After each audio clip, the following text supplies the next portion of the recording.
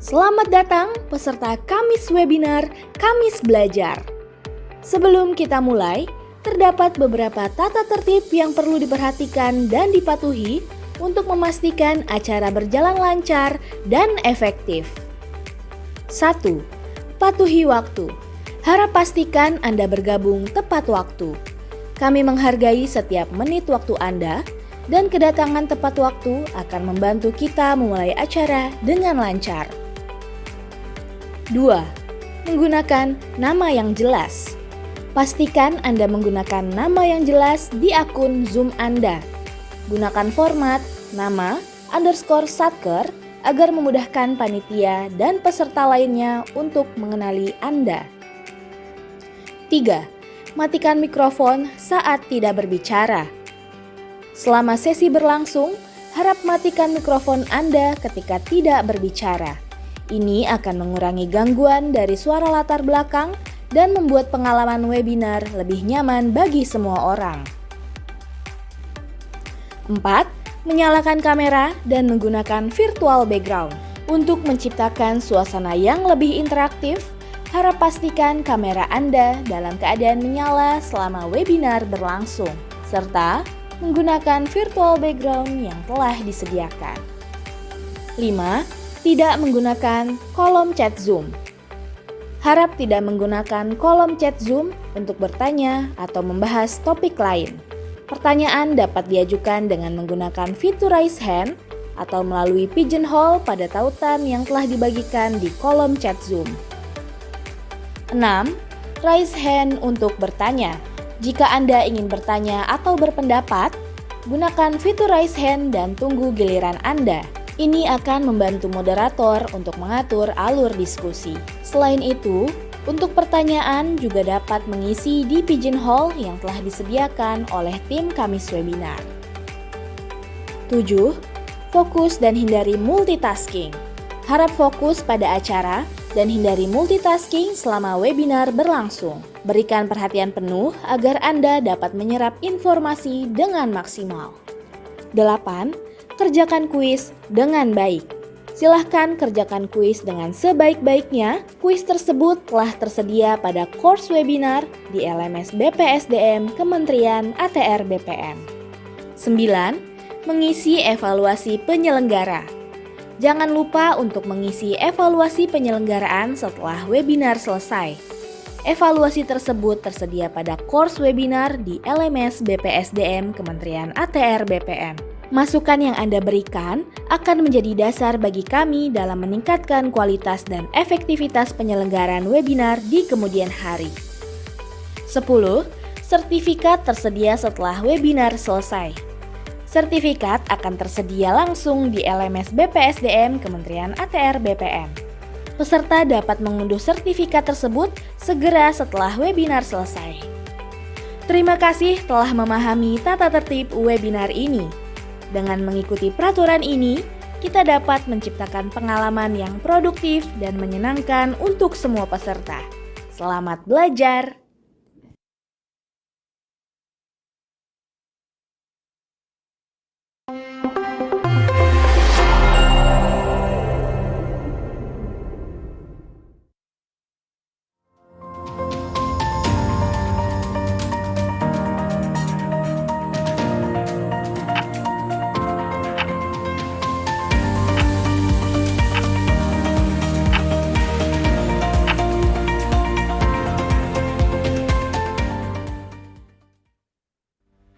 Disclaimer. Acara webinar ini diselenggarakan untuk tujuan edukasi dan informasi. Kami mengingatkan kepada seluruh peserta untuk tidak merekam atau membagikan materi webinar ini tanpa izin dari pihak penyelenggara. Semua hak cipta atas konten acara ini sepenuhnya dimiliki oleh penyelenggara.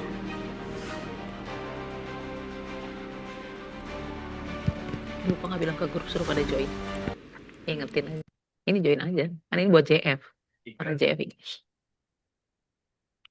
Selamat pagi dan selamat datang Bapak Ibu. Mohon izin, apakah suara saya terdengar? Terdengar Ibu. Terdengar Baik. Ibu. Dengar, Bu, dengar. Ya, baik, terima kasih. Ya, Selamat betul. Selamat datang kepada Bapak Direktur. Selamat pagi, Bapak. Selamat pagi, Mbak Host. Ya, selamat pagi, Bu Kapus. Selamat pagi, Pak Terence. Selamat pagi. Selamat pagi, Dan teman-teman semua. baik, terima kasih, Pak. Dan telah hadir juga di ruang Zoom Ibu Kepala Pusat Pembinaan Jabatan Fungsional. Selamat pagi, Ibu. Selamat pagi, Mbak. Selamat Mohon pagi. izin Bapak Ibu acara webinar untuk dimulai. Perkenalkan, nama saya Anggi selaku MC Kamis Webinar Kamis Belajar. Saya ingatkan kepada Bapak Ibu peserta yang ada di ruang Zoom untuk bisa mengaktifkan kamera dan menggunakan virtual background yang sudah disediakan. Dan juga dipersilakan kepada Bapak Ibu untuk bisa melakukan presensi di LMS BPSDM dengan password 3262. Saya ulangi dengan password 3262. Assalamualaikum warahmatullahi wabarakatuh. Selamat pagi, salam sejahtera untuk kita semua.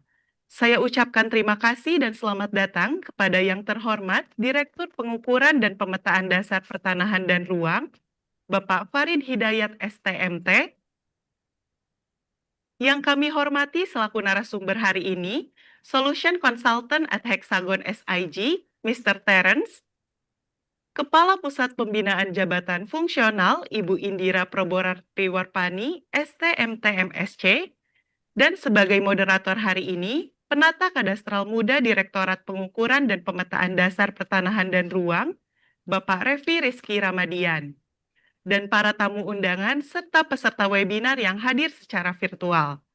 Sekali lagi, kami ucapkan selamat datang dan terima kasih kepada Bapak Ibu yang sudah setia hadir pada kegiatan unggulan kami, yaitu Kamis Webinar Kamis Belajar. Senang sekali rasanya hari ini, Kamis 15 Januari 2026, kita tetap bisa berkumpul dan belajar bersama dalam kegiatan webinar.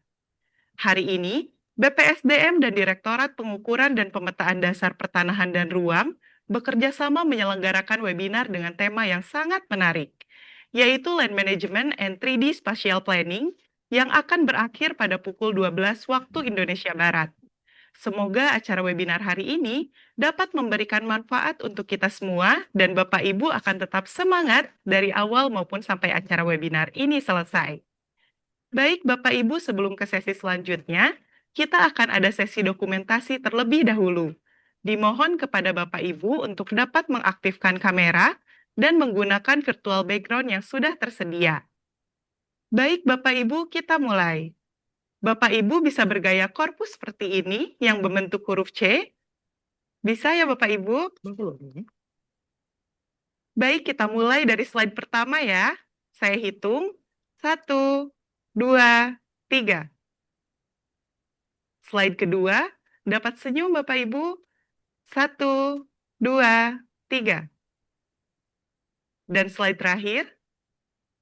1, 2, 3. Baik, terima kasih. Selanjutnya, mari kita dengarkan bersama sambutan oleh Kepala Pusat Pembinaan Jabatan Fungsional, Ibu Indira Proboratriwarpani, STMT-MSC. Dengan hormat kepada Ibu, kami persilahkan. Baik, terima kasih Mbak Anggi. Suara saya sudah terdengar ya. Bismillahirrahmanirrahim. Yang saya hormati Bapak Farid Hidayat, STMT, Direktur Pengukuran dan Pemetaan Dasar Pertanahan dan Ruang. Bapak Terence, Solution Consultant at Hexagon SIG, selaku narasumber. Bapak Revi Rizky Ramadian, selaku moderator. Para pejabat pimpinan tinggi pratama, para pejabat administrator dan pengawas, para pejabat fungsional, dan seluruh peserta webinar yang tergabung secara virtual. Assalamualaikum warahmatullahi wabarakatuh. Selamat pagi dan salam sejahtera bagi kita semua. Om Swastiastu, Namo Buddhaya, salam kebajikan. Puji syukur kita panjatkan kehadirat Allah Subhanahu wa Ta'ala, Tuhan Yang Maha Esa, karena atas rahmat dan karunia-Nya, kita semua dapat berkumpul secara daring dalam kegiatan Kamis Webinar Kamis Belajar, episode 201 ini dengan judul Land Management and 3D Spatial Planning. Peserta webinar yang kami banggakan, perkembangan kawasan perkotaan dan wilayah terbangun saat ini berlangsung sangat pesat dan semakin kompleks. Dinamika pembangunan tidak lagi hanya memanfaatkan ruang secara horizontal, tetapi telah berkembang secara vertikal melalui bangunan bertingkat, pemanfaatan ruang bawah tanah, serta jaringan infrastruktur dan utilitas yang saling beririsan. Fenomena ini secara langsung menghadirkan tantangan baru dalam pengelolaan pertanahan dan penataan ruang. Dalam konteks tersebut, pendekatan konvensional yang masih bertumpu pada peta dua dimensi tidak lagi sepenuhnya mampu menjawab kebutuhan akan data yang akurat, kepastian hukum hak atas tanah dan ruang, serta efektivitas perencanaan dan pengendalian pemanfaatan ruang. Kompleksitas pemanfaatan ruang menuntut sistem informasi yang mampu menggambarkan kondisi spasial secara lebih realistis, terintegrasi, dan multidimensi. Sejalan dengan hal tersebut, transformasi digital serta perkembangan teknologi geospasial memberikan peluang yang sangat besar bagi kita semua. Pemanfaatan sistem informasi geografis, fotogrametri, lidar, pemodelan tiga dimensi, hingga konsep digital twin telah membuka cakrawala baru dalam pengelolaan data pertanahan dan penataan ruang. Digitalisasi kadaster dan penerapan land management berbasis data spasial tiga dimensi menjadi fondasi penting dalam mendukung kebijakan pertanahan dan penataan ruang yang lebih presisi, transparan, serta berorientasi pada keberlanjutan. Bapak Ibu yang saya hormati, dalam konteks tersebut, Kementerian Agraria dan Tata Ruang Badan Pertanahan Nasional memiliki peran yang sangat strategis. Pemanfaatan data spasial tiga dimensi tidak hanya relevan untuk meningkatkan kualitas pelayanan pertanahan, tetapi juga menjadi instrumen penting dalam perencanaan tata ruang, pengendalian pemanfaatan ruang, serta mitigasi risiko kebencanaan. Penerapan konsep 3D Spatial Planning termasuk integrasi antara kadaster tiga dimensi, Building Information Modeling atau BIM, dan City Information Modeling atau CIM. Diharapkan mampu memperkuat proses pengambilan keputusan berbasis data. Dengan dukungan data spasial yang lebih akurat dan terintegrasi, kebijakan pertanahan dan penataan ruang dapat disusun secara lebih adaptif terhadap dinamika pembangunan serta risiko yang menyertainya. Lebih jauh, penguatan kapasitas sumber daya manusia, khususnya bagi para pejabat fungsional di bidang pengukuran, pemetaan, penataan ruang, dan bidang terkait lainnya, menjadi kunci utama keberhasilan transformasi ini. Penguasaan konsep, pemahaman kebijakan, serta kemampuan teknis dalam memanfaatkan teknologi geospasial modern harus terus ditingkatkan secara berkelanjutan. Oleh karena itu, penyelenggaraan webinar Land Management and 3D Spatial Planning ini menjadi sangat relevan dan strategis. Melalui kegiatan ini, diharapkan para peserta dapat memperoleh pemahaman yang lebih komprehensif mengenai urgensi digitalisasi kadaster dan land management berbasis teknologi geospasial, penerapan kadaster tiga dimensi dalam mendukung kepastian hukum dan perencanaan tata ruang, pemanfaatan 3D Spatial Planning, termasuk integrasi BIM dan CIM, serta peran teknologi geospasial dalam perencanaan berbasis risiko, khususnya dalam simulasi dan analisis kebencanaan. Hadirin yang berbahagia, mengakhiri sambutan ini, saya menyampaikan apresiasi dan ucapan terima kasih kepada seluruh narasumber, panitia, serta peserta yang akan berpartisipasi aktif dalam kegiatan ini. Semoga webinar ini memberikan manfaat nyata, memperluas wawasan, serta menjadi langkah awal dalam penguatan kapasitas sumber daya manusia di bidang pertanahan dan penataan ruang yang adaptif terhadap perkembangan teknologi. Secara khusus, kami dari Badan Pengembangan Sumber Daya Manusia, Kementerian ATR BPN memberikan apresiasi dan mengucapkan terima kasih khususnya kepada jajaran Direktorat Pengukuran dan Pemetaan Dasar Pertanahan dan Ruang yang telah menginisiasi kerjasama untuk menyelenggarakan webinar dengan materi yang kami harapkan dapat menjadi salah satu sumber peningkatan kompetensi para peserta webinar pada hari ini. Selanjutnya kami mohon kepada Bapak Farid Hidayat selaku Direktur Pengukuran dan Pemetaan Dasar Pertanahan dan Ruang untuk menyampaikan keynote speech. Semoga paparan yang Bapak sampaikan dapat memberikan perspektif kebijakan, arah strategis, serta penguatan substansi yang berkaitan dengan pengelolaan pertanahan dan penataan ruang berbasis data spasial tiga dimensi. Demikian kami sampaikan. Selamat melaksanakan webinar. Wabillahi taufiq wal hidayah. Wassalamualaikum warahmatullahi wabarakatuh. Om Shanti Shanti Om. Namo Buddhaya. Salam kebajikan. Baik, terima kasih Ibu telah berkenan memberikan sambutan pada acara webinar hari ini. Selanjutnya, mari kita dengarkan bersama keynote speech oleh Direktur Pengukuran dan Pemetaan Dasar Pertanahan dan Ruang, Bapak Farid Hidayat STMT. Dengan hormat kepada Bapak, kami persilahkan. Terima kasih. Bismillahirrahmanirrahim. Assalamualaikum warahmatullahi wabarakatuh. Selamat pagi, salam sejahtera buat kita semua yang kami hormati, Ibu Kapus Bin JF yang sudah menyampaikan sambutan tadi, terus kemudian narasumber Pak Terence. Terima kasih Pak Terence berkenan bergabung, memberikan insight kepada kita di sini. Terima kasih juga kepada moderator dan teman-teman dari seluruh tanah air dari kantor pertanahan maupun dari organisasi perangkat daerah pengampu bidang penataan ruang. Jadi sengaja kami memilih topik di kesempatan ini, bagaimana kita mengkombinasikan antara pengelolaan manajemen pertanahan dengan tata ruang menjadi topik pertama di awal tahun ini, karena kita di Kementerian ATR BPN memiliki tugas yang cukup berat ya, mengingat wilayah tugas kita yang sedemikian luasnya. Kalau dibandingkan dengan negara lain, kita termasuk negara yang sekian terbesar wilayahnya dan sekian terbanyak, nomor 4 terbanyak di dunia, sehingga uh, ruang lingkup tugas kita cukup besar dan cukup menantang. Nah, dalam kesempatan ini kami mengingatkan kembali bahwa kita Kementerian ATR BPN secara target Renstra memiliki tugas bagaimana supaya menciptakan Indonesia lengkap. Indonesia lengkap itu dalam arti semua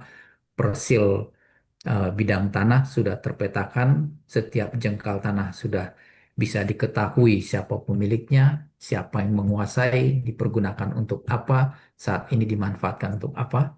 Terus kemudian di area tersebut kita bisa mengetahui zona nilai tanahnya berapa, berada dalam range berapa, dan kemudian peruntukan peruntukan pemanfaatan tanahnya di masa depan sudah diuraikan juga di sana. Nah, ini tantangan kita untuk membuat Indonesia lengkap secara spasial dan informasi. Nah, oleh karenanya kita perlu mensinergikan lagi data kadastral kita, gimana caranya supaya data kadastral yang sudah kita bangun sampai dengan saat ini sudah mencapai di angka 126 juta lebih persil yang sudah kita berhasil petakan, sudah bisa tayang di website Bumi, bumi.atrbpn.go.id,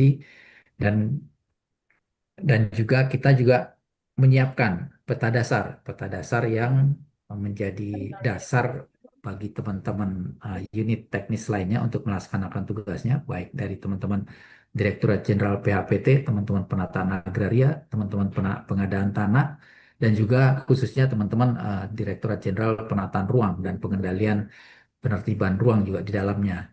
Nah, ini kami punya PR, bagaimana caranya menghadirkan peta dasar yang memadai untuk keperluan perencanaan pemanfaatan ruang.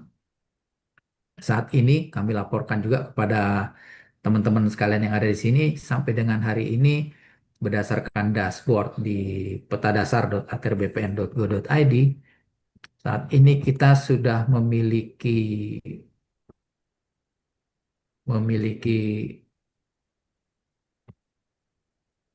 memiliki maaf, saya perlihatkan di sini. Ya, kita memiliki peta dasar seluas 18 juta hektar. 18 juta hektar peta dasar yang di kanan bawah, peta dasar. Peta dasar drone.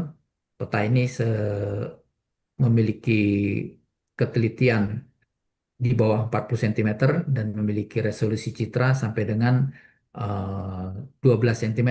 Dan di beberapa area kami melihat peta drone ini memiliki ground sampling distance itu di bawah 12 cm. Artinya eh, helm itu bisa terlihat, motor itu bisa terlihat dengan jelas di sana.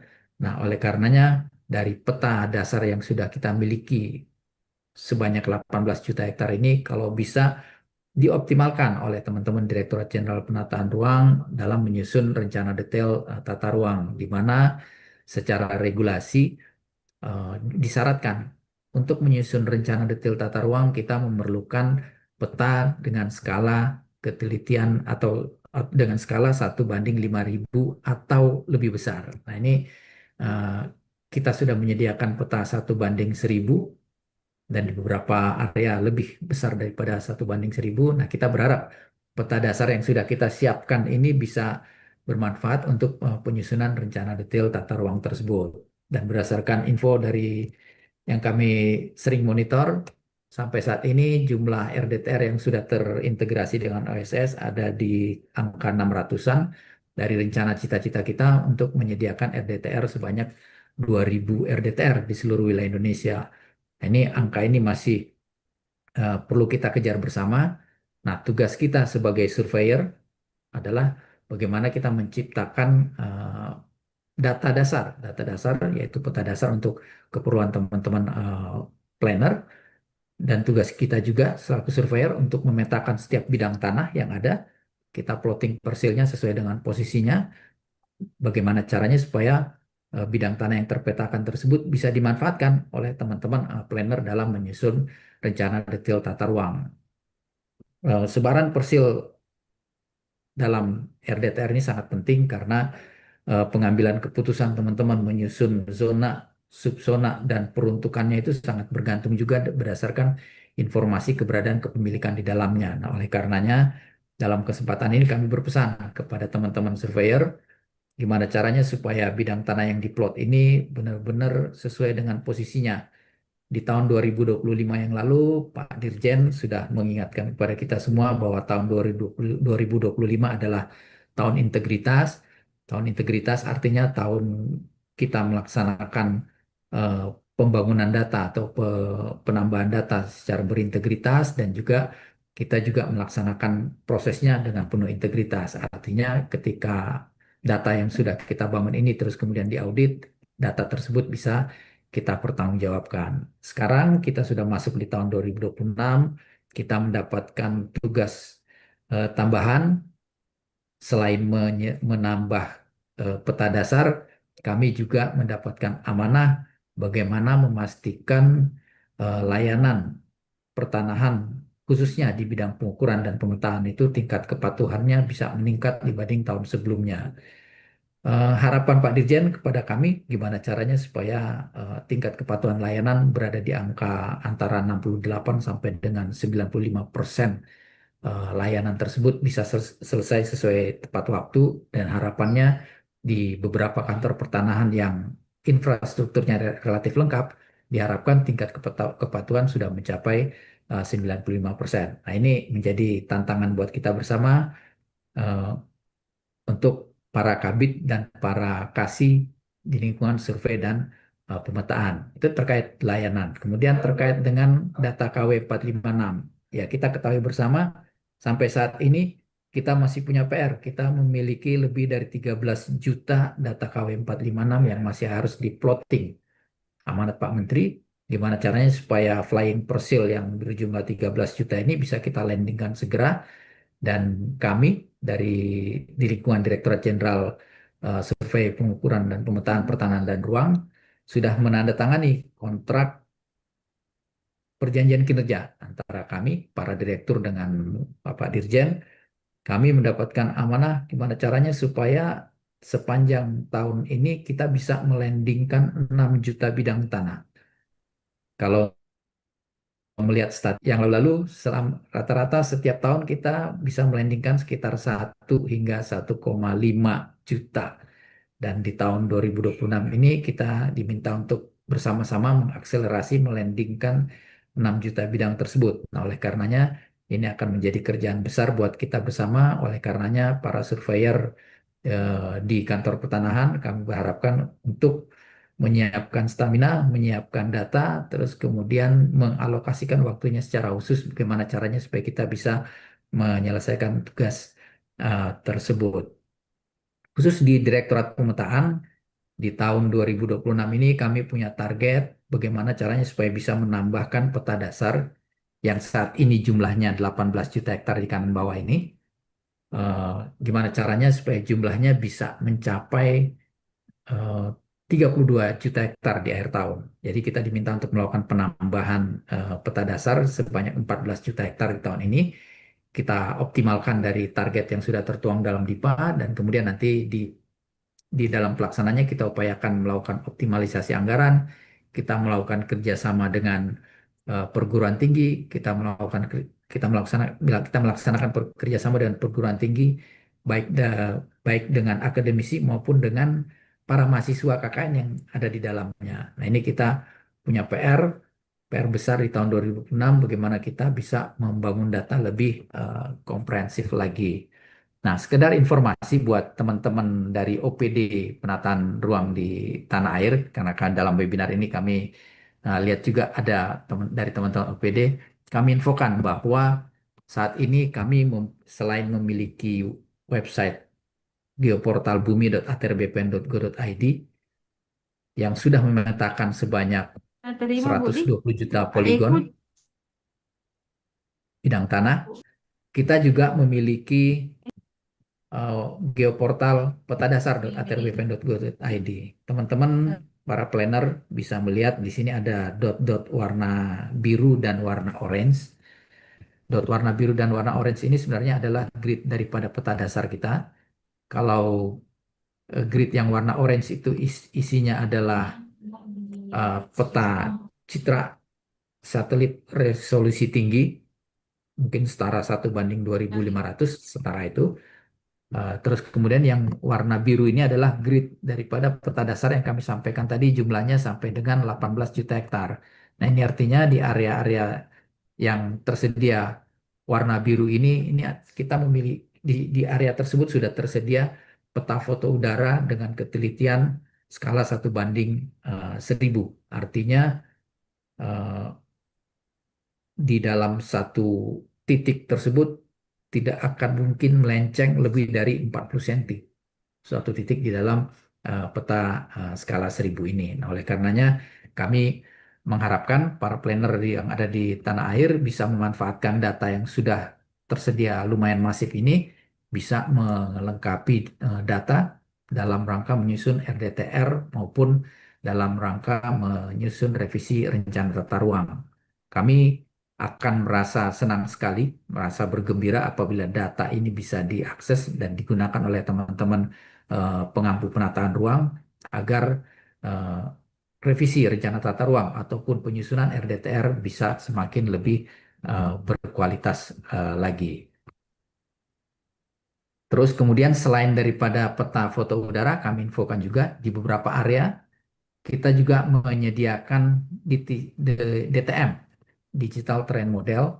Jadi di area yang grid berwarna biru ini, kalau teman-teman klik yang di sebelah kanan ini ada opsi untuk melihat digital terrain model yang ada di sana, tapi mungkin belum sebanyak peta foto udara yang kami sampaikan tadi, sedang kami lengkapi dashboardnya. Dan juga kami juga memiliki informasi sebaran tapak bangunan. Jadi tapak bangunan di sini kita sudah melakukan digitalisasi terhadap poligon tapak bangunan sebanyak 17,794 juta tapak bangunan di Indonesia. Harapan kami poligon tapak bangunan ini bisa dioptimalkan juga oleh teman-teman planner, karena di sana kita sudah bisa melihat sebaran posisi bangunan eh, yang ada di website ini. Ini adalah salah satu contoh yang ada di kota Surabaya. Kita sudah memiliki eh, tapak bangunan 3 dimensi, tapi mohon maaf di sini informasinya masih LOD 1 ya. Ke depan kita akan coba tingkatkan informasinya menjadi LOD 2 supaya informasi spasial yang kita miliki ini semakin berkualitas lagi. Nah, oleh karenanya dalam kesempatan ini kami mengundang Pak Terence. Thank you Pak Terence for your coming. Kita akan mendapatkan pencerahan dari Pak Terence bagaimana mengelola data 3 dimensi, eh, data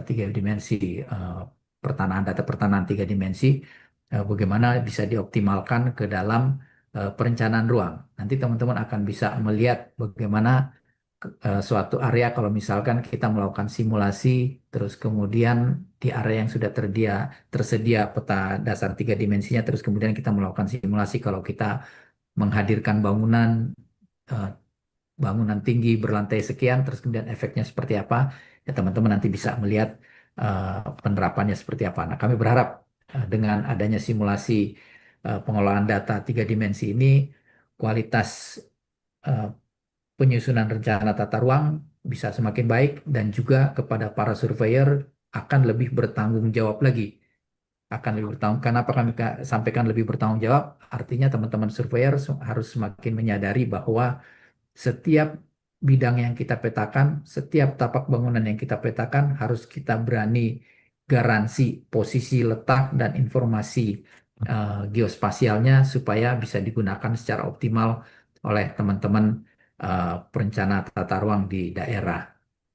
Kepada Pak Terence, sekali lagi kami ucapkan terima kasih atas keluangan waktunya untuk memberikan pencerahan kepada kita di sini. Saya nggak tahu nanti Pak Terence mungkin akan menyampaikan paparannya mungkin dalam bahasa Inggris dan bahasa Indonesia. Kami berharap teman-teman nanti bisa menyimak apa yang disampaikan oleh beliau. Apabila teman-teman ada pertanyaan, jangan sungkan-sungkan untuk bertanya melalui chat box atau melalui ini di dalam forum ini. Nanti Mas Revi akan mencoba memandu untuk bisa menjembatani komunikasi kita dengan Pak Terence.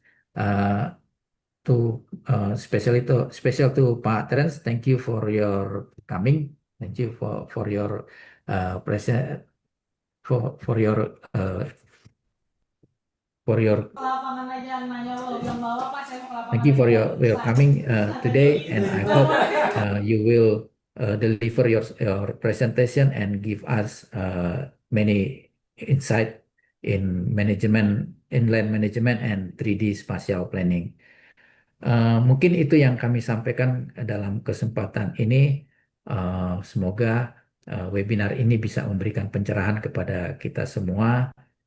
Selamat melaksanakan webinar. Terima kasih. Wabillahi taufiq wa hidayah. Assalamualaikum warahmatullahi wabarakatuh.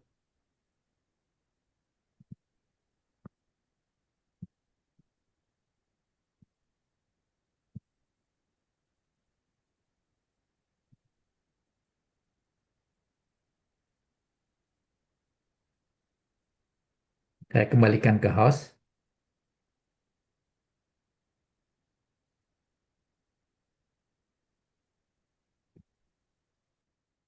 Keynote speech pada acara webinar hari ini.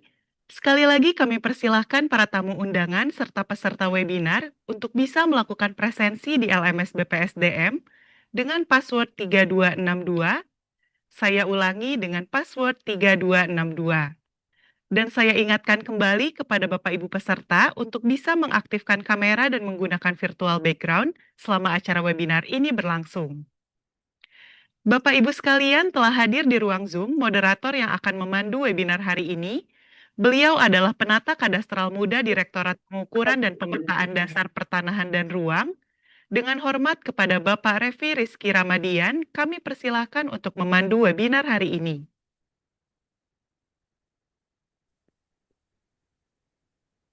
Baik, terima kasih Ibu Anggi selaku MC. Bapak Ibu sekalian, apakah suara saya terdengar? Baik, terdengar Pak. Oke, Dengar, Bang. Oke, baik. Selamat pagi, Assalamualaikum warahmatullahi wabarakatuh.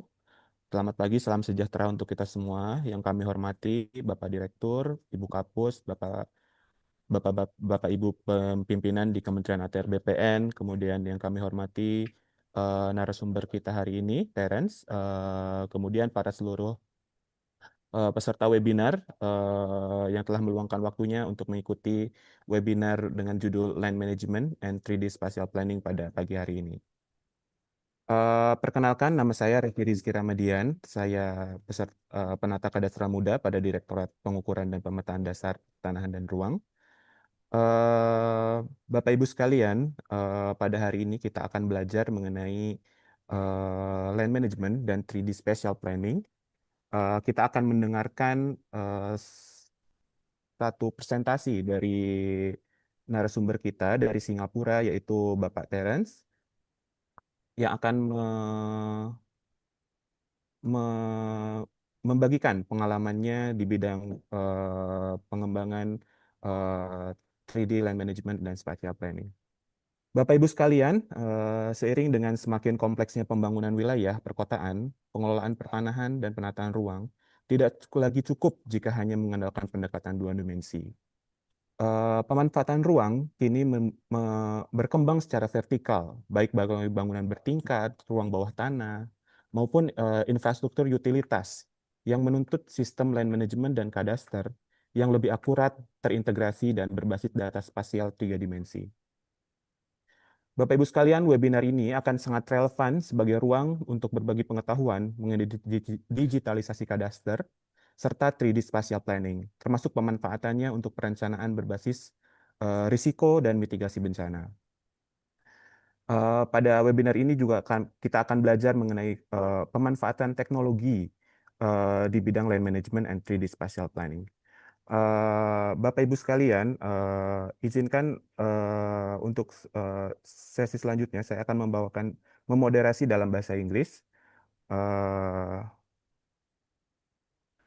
Before we begin, I'd like to take a moment to welcome our speaker.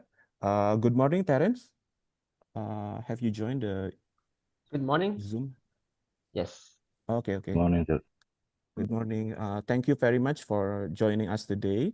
It's a real pleasure to have you with us, and we truly appreciate you taking the time to share your experience and insight with our audience in Indonesia.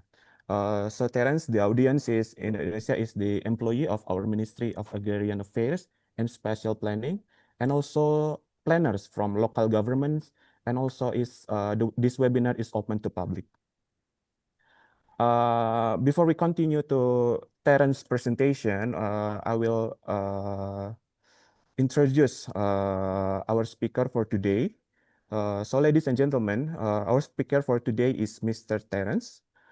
He is a solution consultant at Hexagon Safety, Infrastructure, and Geospatial.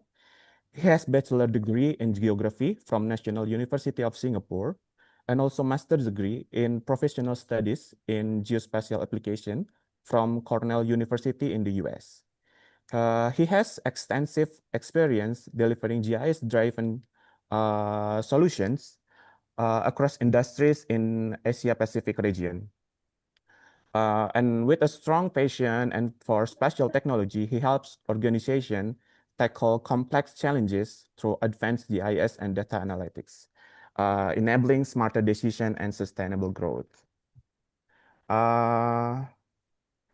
In today's session, Terence will present cadastral and land management for the Ministry of Agrarian Affairs and Spatial Planning here in Indonesia.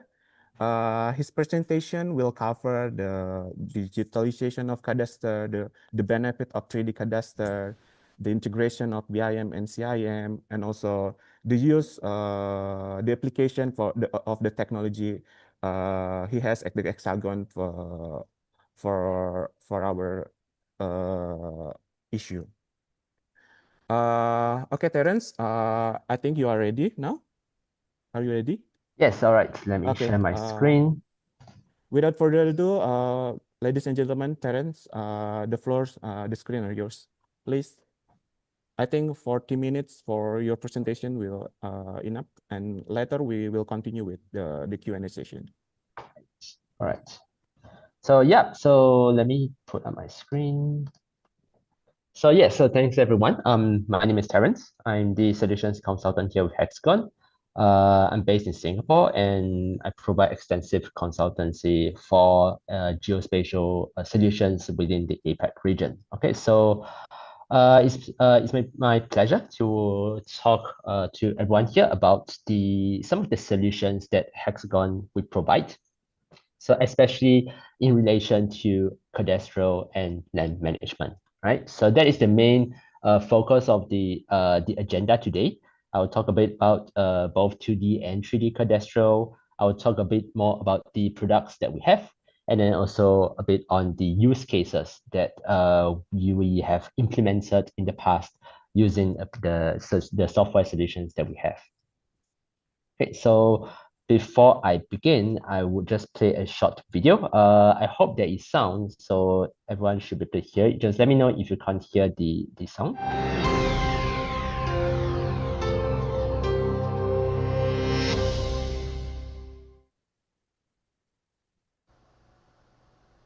Every commercial and residential high-rise building has a unique age, size, location, and proximity. Other variables such as condition and specific view can change throughout the year and are important factors that can impact the building or a particular unit's value. The question faced by appraisers is how to ensure that the property values are set in a consistent and equitable manner. Hexagon Geospatial offers a dynamic 3D visualization solution that can make it easier to understand and uncover discrepancies between an assessed value and the sales price of each particular unit. The approach you're about to see creates meaningful ways to visualize and assess the value of individual as well as groups of units within a particular high-rise building. An appraiser can use these tools to better understand why one unit should be valued in a particular way, based on factors such as view in relation to the Okay, all right, so that is a short snippet about the usage of 3D cadastral data. That's just a short video to open up the discussion. Right, so let me just officially talk about the contents for today's presentation. So I'll do a quick introduction for the company, what Hexagon do. I'll talk about the cadastral and land management solutions that we have, a bit on the reasoning for why you would like to benefit from 3D cadastral data. And then there are some solutions that we provide and implement, especially for flood management as well. So this is something that I would like to talk about a bit about during the presentation.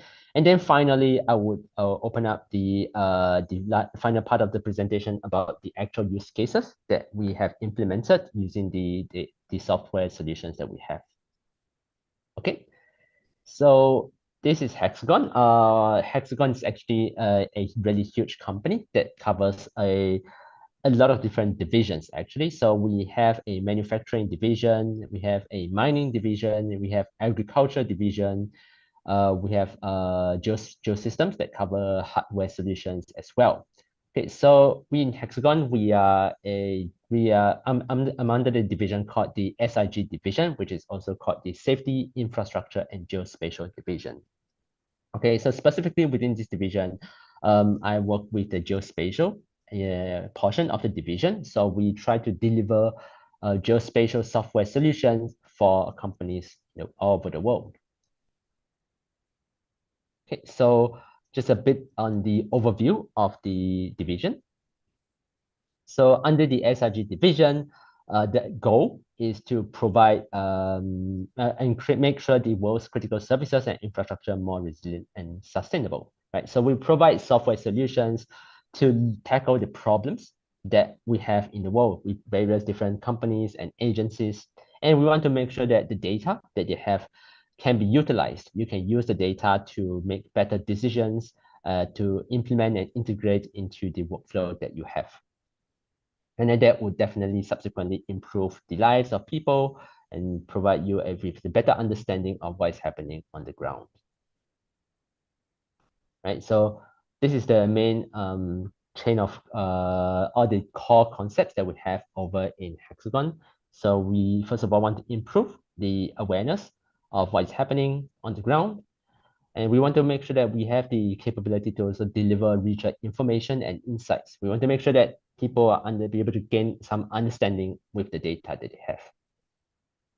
And we also want to streamline planning and operations. So what this means is that we want to make sure that the data that each agency have is able to be utilized in the workflow that they are trying to do. So specifically what you are trying to achieve with the data, you can use the data for that purpose. And then finally, to also increase the efficiency, the effectiveness, and also the value of the data that people have. So that is the main core message that we want to deliver. And this is just the various different components of within different government sectors that Hexagon has provided solutions for. So it ranges from national mapping, city GIS, digital resilience, natural resources, and urban planning. Okay, so these are just the various different components of the government agencies all over the world, where the GIS solutions or the remote sensing solutions that Hexagon provides has been implemented in. Okay. So let's talk a bit about the current cadastral and land management solutions that maybe some of the issues that we are facing in the world nowadays with this. Okay, so there's a need for a digitization of cadastral data. And why is that so? So traditionally, cadastral data has been done with paper records. It has been written on the paper, but this is very inefficient. There's prone to damage, loss, and manual entry errors, right? So you want to have some form of a digital system, online system to do and track cadastral data. And there's also the main purpose is also to enhance the efficiency. You want to make sure that the data can be easily located and stored in a database. And then you can easily query for specific data sets that you want using such databases. So this eliminates a lot of time that you require for a manual process. And then also cost and space savings as well. Obviously, everything, once they are done and stored in a digital record, it saves a lot of space because you can have it saved on a digital medium. And then finally, there's also another benefit of having digitalization for cadastral data, and that is to increase the transparency and trust. So you are able to store things on the online portal. So that means that data can be easily distributed to various different people. And then you can allow citizens to go inside and verify those data as well in the cadastral data. Then you can verify their ownership details and also have access to any zoning plans that has been created with the cadastral data.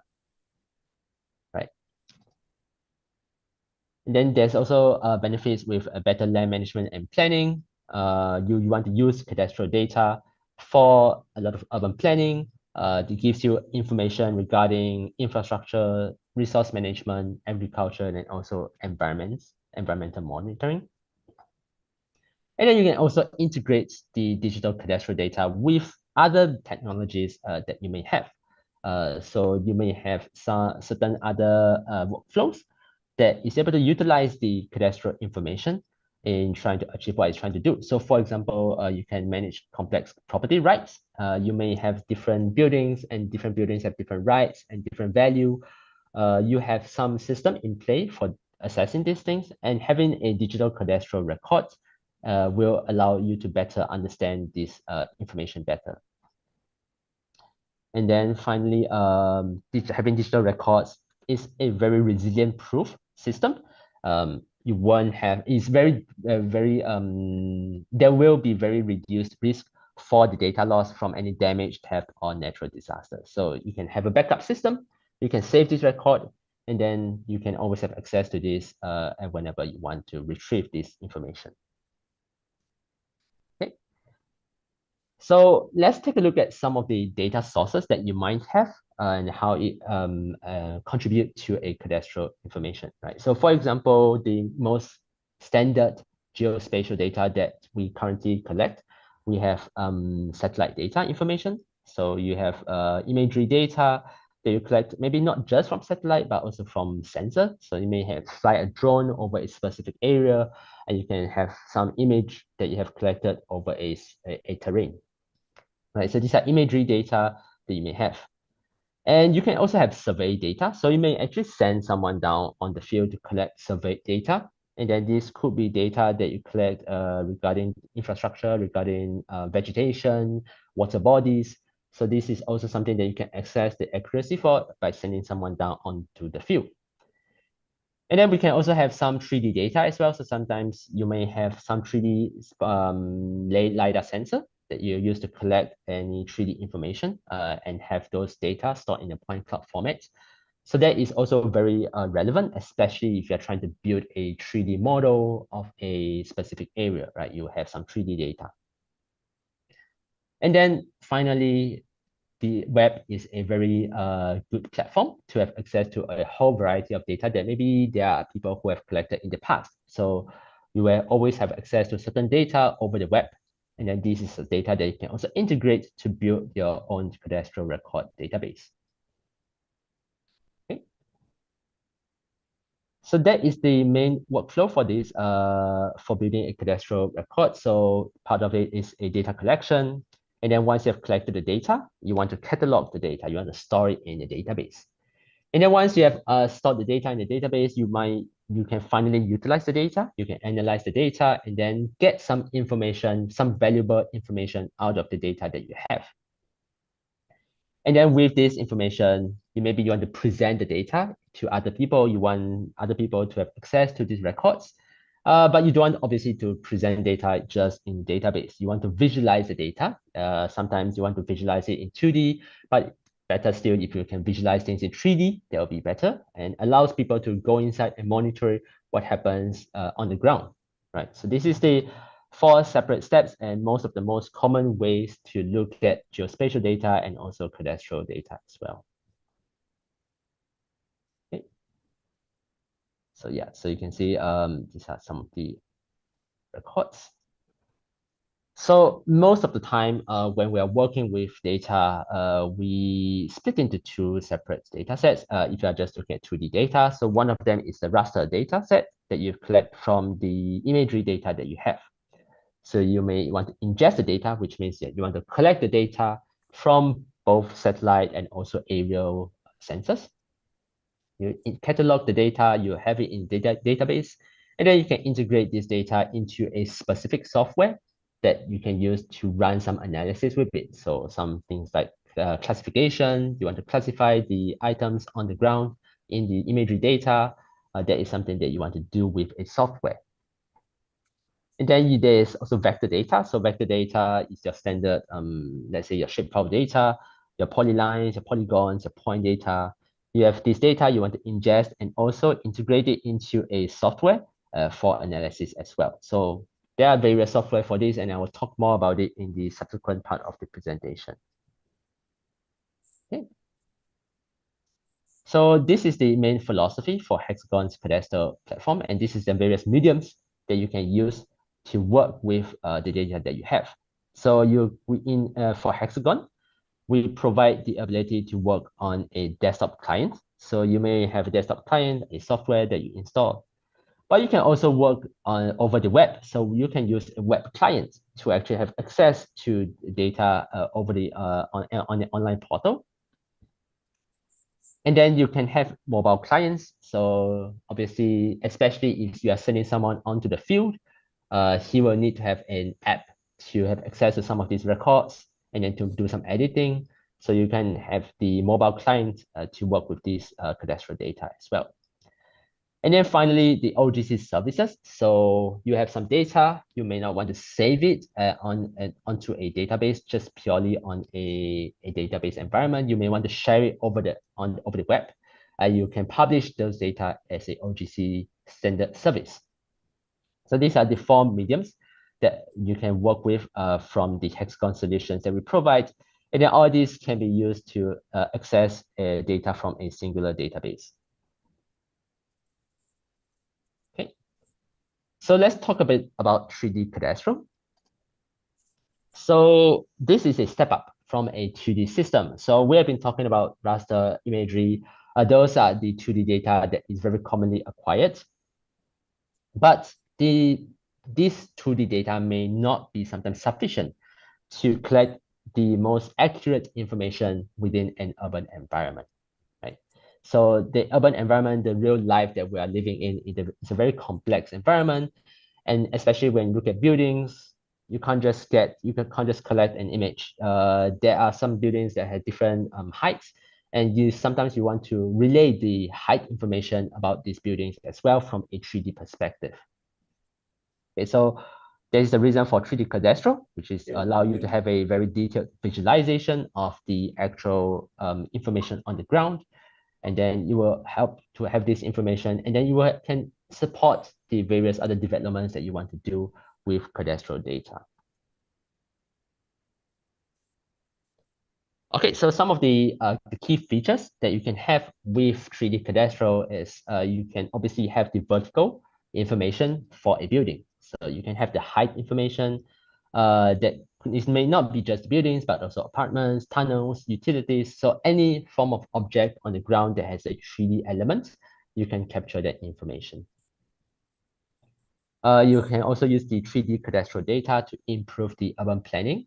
This is very helpful for visualizing, and then maybe sometimes you want to have an overview and a visualization of what is happening on the ground. And having this 3D data will allow you to make better decisions based on how you want to use the land in that area.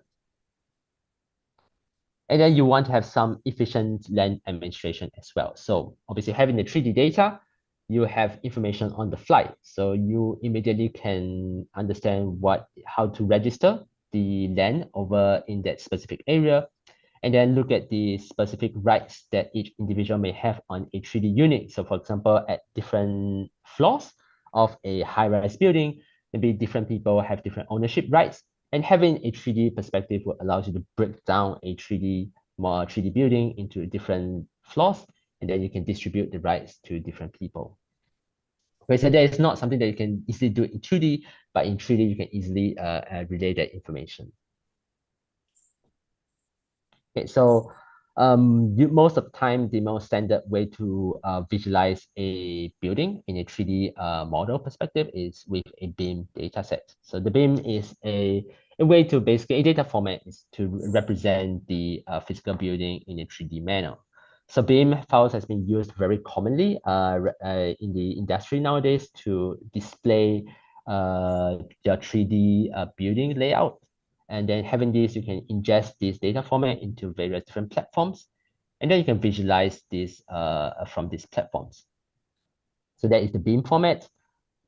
But then also on top of the BIM formats, when you are looking at cadastral planning, you may have multiple BIM formats. And then that will transform it into what we call a CIM, which is a city information modeling, which allows you to integrate all this different information into a singular environment where you have multiple different BIM, multiple different 3D buildings into this environment, and then look at the overall overarching terrain landscape for that city.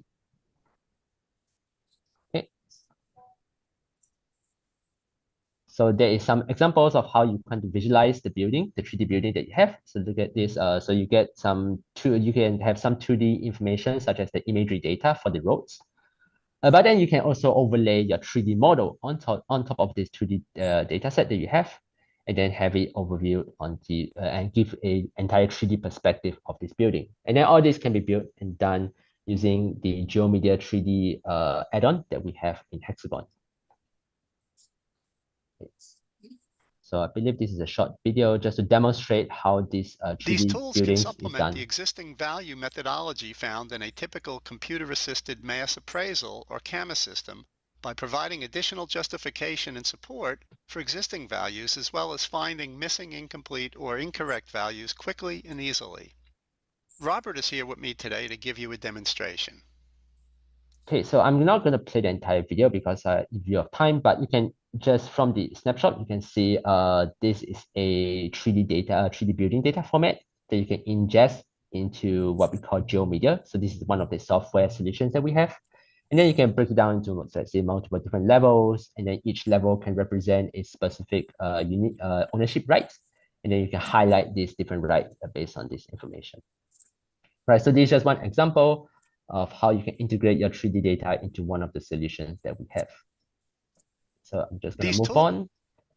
So I would like to talk a bit about the flood management. So this might be something that's interested for some of the people here. So let me just talk a bit about the Hexagon solutions that we have specifically for flood management.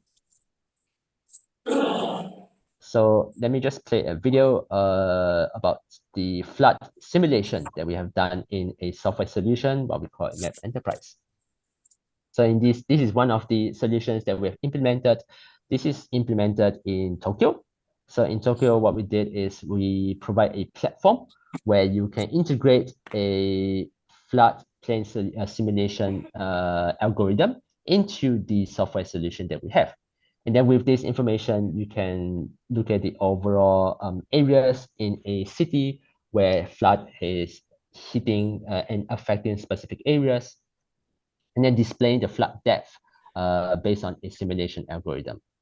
Right. So this is one of the solutions that we provide, and I will talk once again talk more about Map Enterprise, which is the platform that we have looking over here in the subsequent part of the presentation.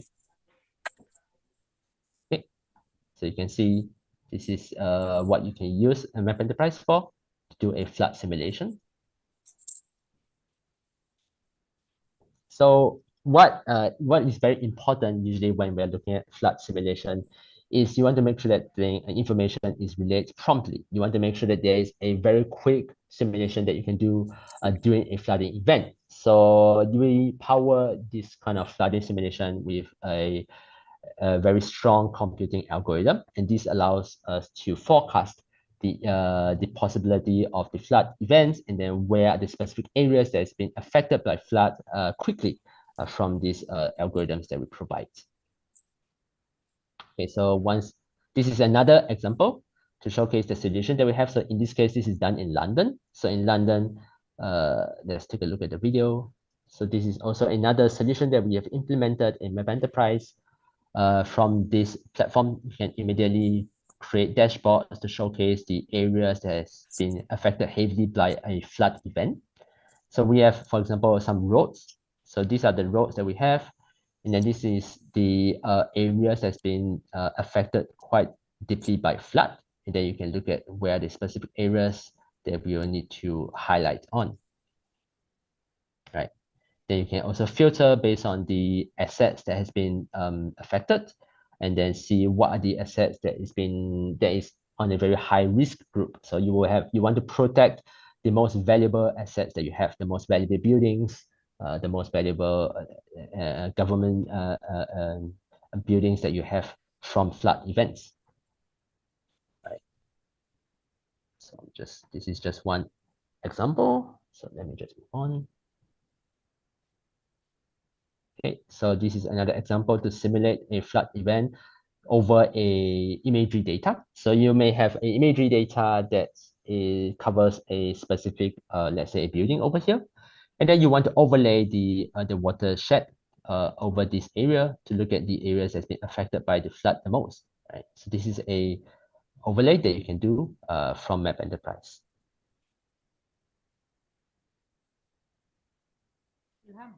Okay, let me just move forward. So this is a simulation in the 3D model with a flood simulation. So you can see, once again, this is Tokyo. And then with the growth of the flood event, you can see which are the areas that have been affected. Okay. So this is also a 3D representation of a flood event, and then you may want to implement some form of dam control to reduce the damage of flood. So this is something that you can implement in this platform we call a GeoMedia 3D solution. Okay. So and then this one final video we have over a larger area. So you can scale the height of the water depth and see where are the specific areas in some countries that will be affected by this kind of elevating water depth in this area. Okay. So I'm just gonna skip some of these videos in lieu of time, but I will subsequently send the deck over so you can have a look at these examples. Okay. So that is for flood. Let's talk a bit about the solutions or the product that we have. So what we have over here is we call a GeoOps challenge. So the GeoOps challenge is a philosophy that we adopt in Hexagon. What we want to do is to connect data. And we want to visualize data and analyze data. But then also once you have this data, you want to punch it back, put it back into the database, and then update certain records, and then having a loop over here, which is the geospatial and the operation side of things. Right. So the product that we have is split into 3 different tiers. You can look at some of the products that we have. For the top tier, we have the Power Portfolio. The middle, we have what we call Map Enterprise. And the bottom tier, we have Lucia Portfolio. So these are the different products that we have. And then those are breakdown into the level of development that you require. So the bottommost software solution that we have, which is called Lucia, requires the most development knowledge, but it's also the most flexible. And then as you go up in tier, the software solutions that we have in the Power Portfolio will be those standard software that you can just install onto a desktop and plug and play and utilize the solution for what you're trying to do. Okay. So briefly, we have a solution called GeoMedia. So GeoMedia is a standard software solution to aggregate data from resources and analyze the data and extract some information. It's our standard geospatial GIS desktop solution. Okay, you want to digitize data, you want to maintain the data, and then you want to understand what is happening with the data that you have, and then you can adapt the data to the use cases that you have. So whether it be transportation, utilities, government, defense, maritime, these are all the different agencies that you can use the data for. So just a brief video of GeoMedia. So you can see what we have over here is a GIS data. We have some polygon data for a specific area. We want to make some editing to the data. You want to maybe change the geometry of the data. You can do all this from GeoMedia. Right, so I'm just, this example video showcase, I'm trying to do some digitization of the data, edit some of the attributes of the data. Right, so let me just move forward.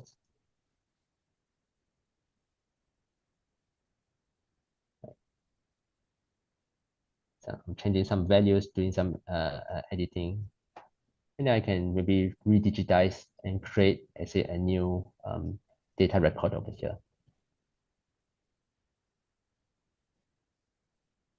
Okay, so it's very simple to use to work with GIS data information.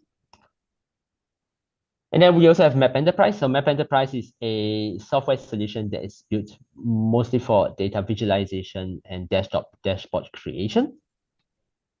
And you want to monitor the data, evaluate the data, and then act upon the data with the dashboarding that you create. So what is dashboarding? So just to give you a quick video showcase again. So dashboarding is a way to visualize data in various different manners. So for example, let's say you have some cadastral data.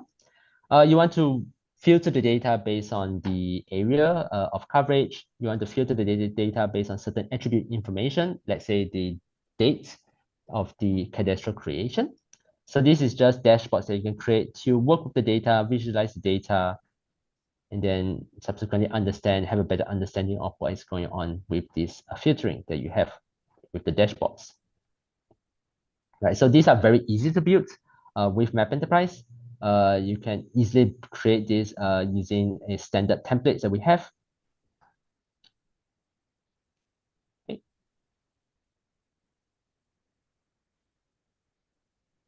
And then obviously, it's not just on desktop. You can actually have this on the mobile application as well.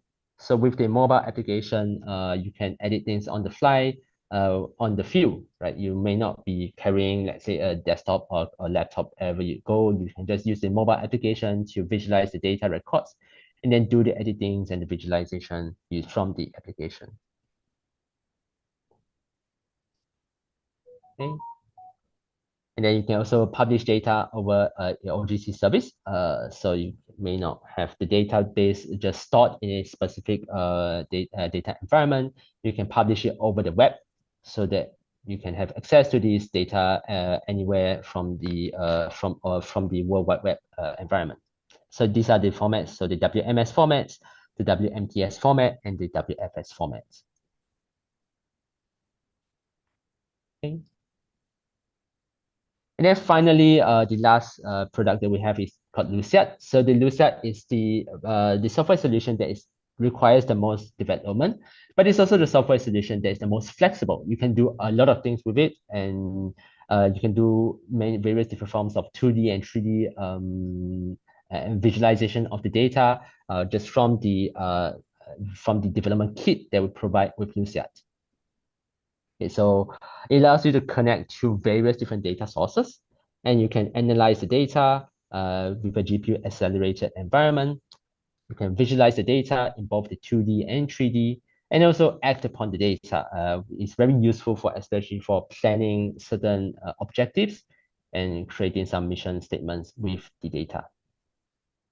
Okay, so once again, some videos to showcase the Luciad environment. So let me just start.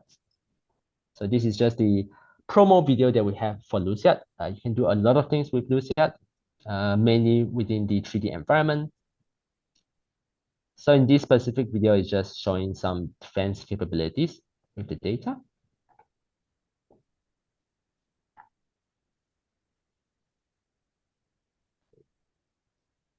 So you can see this all the operations that you can build in Luciad. And then this is the visualization for the data that you can do in Luciad.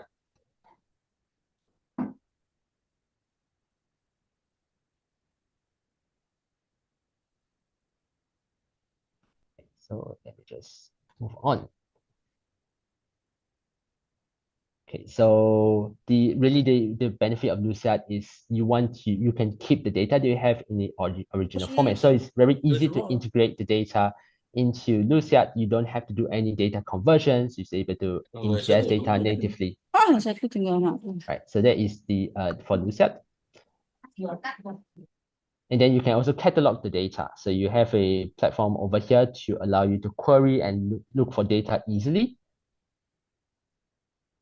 So it also acts as its own mini database environment. And then from this environment, you can publish the data and create a service from it.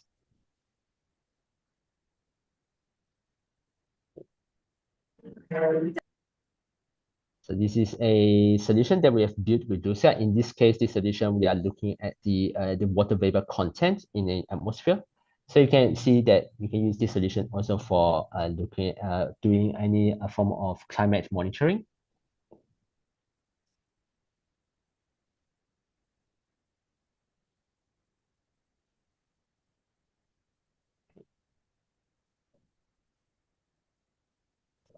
Yes. And then you can also do any 3D data editing as well from Luciad. So you may have some data. You may want to create and draw some 3D models just on the fly within the Luciad environment. You can do that as well.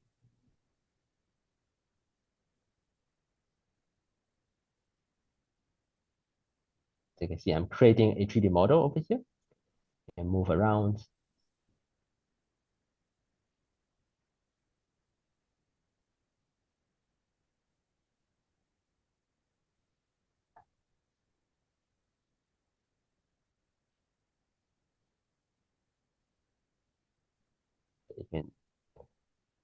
You can break it down and filter it based on the different levels.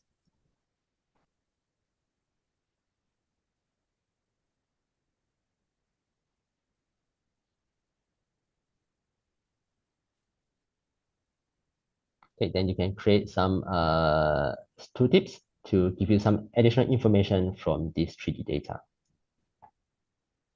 Okay, so this is Luciad. So essentially what we have is an overview of what I presented is you have some sources that collects data information. You have sensors, you have some contents, you have public service information. And then you will provide the technologies to work with this data. You provide the software solutions. We have some AI capabilities in the software solution as well to work with, especially with imagery data, to do any form of, let's say, classification. And then you can build a digital twin from this, be it in 3D mesh data, semantic data that's being classified, and also any enterprise data. And then finally, with all this data information, this will contribute to various different solutions in different government agencies. So it can be done in government, but also transportation and also defense planning as well. Okay, so that is the overarching explanation for the solutions that we have. Other than this, I have some additional videos to showcase the use cases that we've built with the solutions that we have. I'm not going to go through all of them. If you want to look at some of them, I will share the deck once again, and then you can go inside. So I will just showcase some of the most relevant ones that is especially applicable for 3D cadastral. So for example, just skip some of this. Let's look at this one. So this is a solution that we built in Paris. And then with this, let's look at okay, so what we have is over here a map enterprise environment that showcases the cadastral records over a specific community. And then what you want to do with these cadastral records is actually to highlight the solar potential with it. So solar energy is a huge industry, it's a big thing.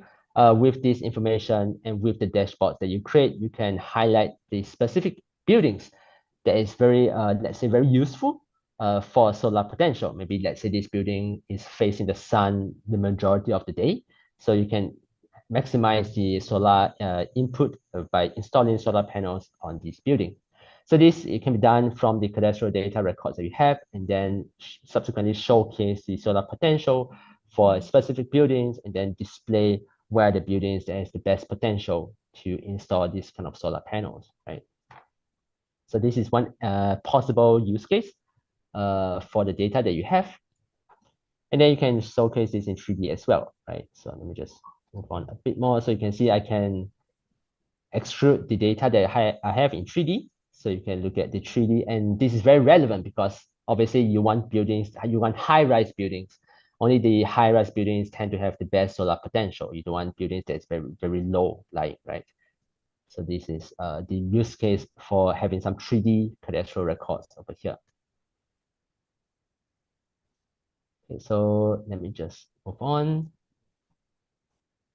So that's what some other examples I have.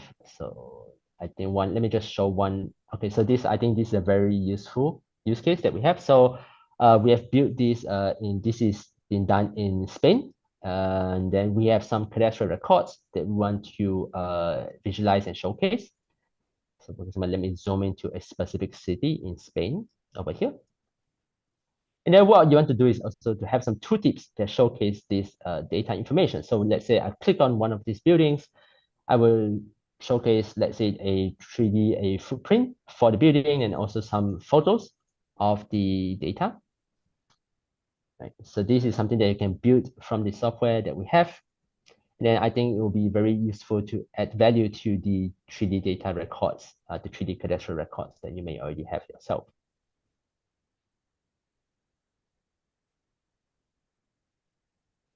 And go inside, I look for a specific building. Then I'm gonna click on one of them, and then you will give me a lot of information about this building. Right? Okay. So yeah, let me see if there's one more video I can show. Yes, so this is another this is also done in Spain. You can see we can break down the 3D cadastral into various different color schemes. And each of these color schemes could represent different things. For example, in this case, I'm trying to look for a filter building by elevation.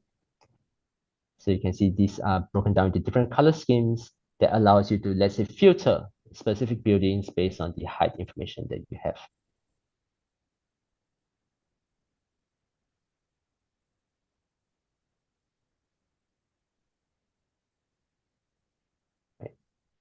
So you can also, let's say, create a 3D model, a 3D building model yourself from the platform as well. So let's say I want to draw a specific building over here. And create a shape. Then I can extrude it on the fly. Yeah, I can adjust the geometry of it. Okay, so yeah, so I think these are just some relevant videos that I have for 3D cadastral. So I think I ran a little bit over time. So thanks for having me. I think I will stop here and then open the floor for any questions. Okay, thank you very much, Terence, for such an insightful presentation. Baik, Bapak Ibu, tadi Terence sudah mempresentasikan materinya. Tadi kita lihat bahwa kita belajar mengenai digitalisasi kadaster, bahwa digitalisasi kadaster itu sangat bermanfaat untuk meningkatkan kualitas data, mengefisiensikan biaya, kemudian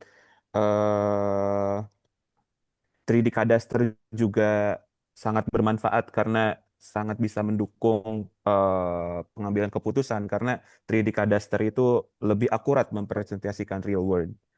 Kemudian kita juga tadi beberapa kali melihat mengenai aplikasi teknologi yang dipakai di Hexagon, bisa melakukan simulasi banjir, kemudian tadi ada juga simulasi cahaya matahari seperti itu.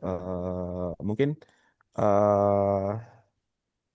setelah ini apabila Bapak Ibu mempunyai pertanyaan yang akan ditanyakan kepada narasumber, silahkan raise hand. Silahkan raise hand dan nanti akan saya persilahkan untuk bertanya langsung kepada narasumber. Okay, Terence, we will now move into the question and answer session. The participant will ask the question directly to you, and maybe the participant also will ask in bahasa Indonesia, and if that is the case, I will translate it to English. Yeah, thank you. Oke. Mungkin yang pertama silahkan.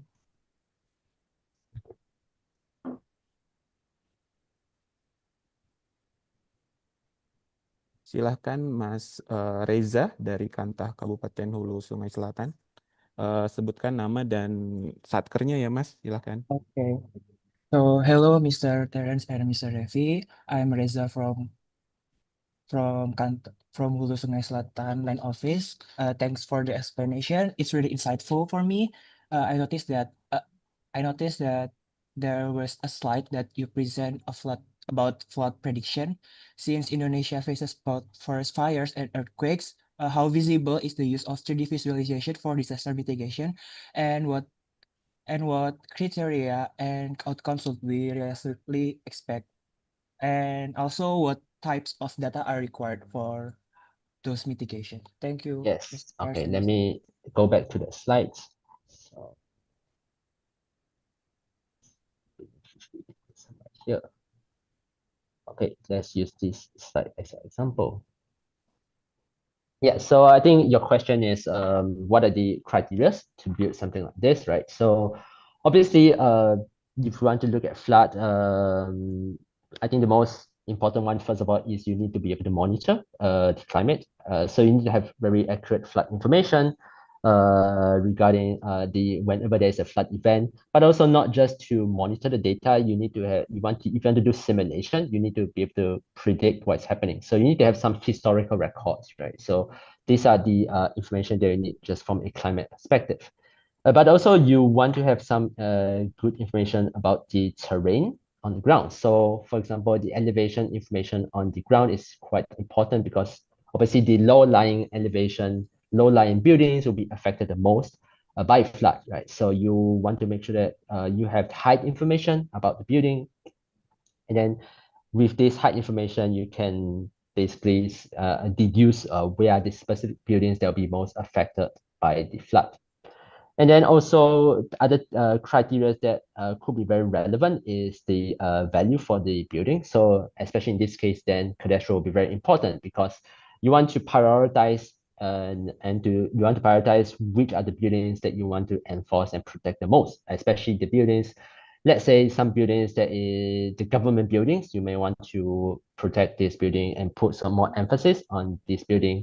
And then these are information that you want to make sure that you have about the building data that you have, right? So yeah, so whether climate data, you want to also have the building information, infrastructure data information.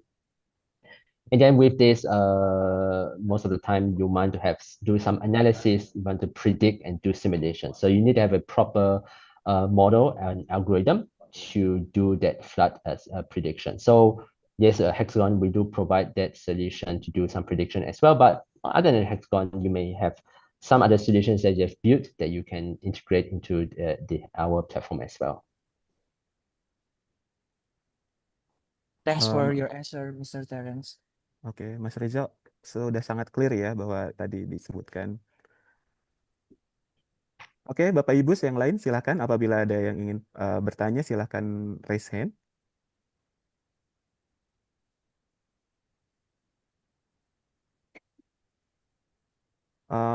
Okay, maybe sambil menunggu while we're waiting for the question to come in, I'd like to ask some question, Terence. Yes. Based on your experience working with different countries, what are the biggest challenges for the government usually face when transitioning from 2D cadastre to the spatial planning to 3D cadastre or spatial planning? Is it the budget, or is it the technology, or is it other aspect that the challenge? What are the biggest challenge? Yeah, I think that's a very relevant and good question. So yes, so I would say in the current market, 2D data is quite easy to acquire, and obviously cost is one thing. It's easy to send someone down to do surveying and then easily capture some 2D information and then have it visualized on a map. So I think cost is one thing, but also you need to have the expertise. You need to have the technologies for it. So 2D is easy to showcase, it's easy to visualize, and it's also easy to analyze as well. But you need to also have the capabilities to implement the 3D information and then visualize it in the data that you have. So first of all, you need to acquire the data. So that is where the cost issue comes in. And then once you've acquired the data, you need to know how to use it. So you need to have the resources, you need to have the expertise. So there is a manpower issue. And then finally, you need to have the technologies, right? So software solutions such as us, but also other software solutions on the market. So these are the three main elements that I think is important if you want to move from a 2D data record that you have into a 3D environment. Okay, thank you, Terence. Bapak Ibu, apabila ada pertanyaan, silahkan dalam bahasa Indonesia juga tidak apa-apa. Atau misalnya di kolom chat juga boleh, kalau misalnya ada pertanyaan.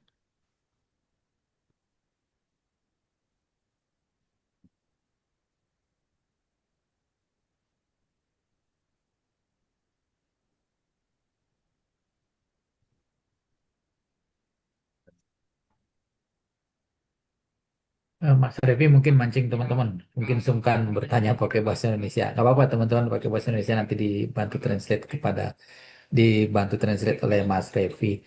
Gini Mas Revi, minta tolong ditanyakan ke Pak Terence.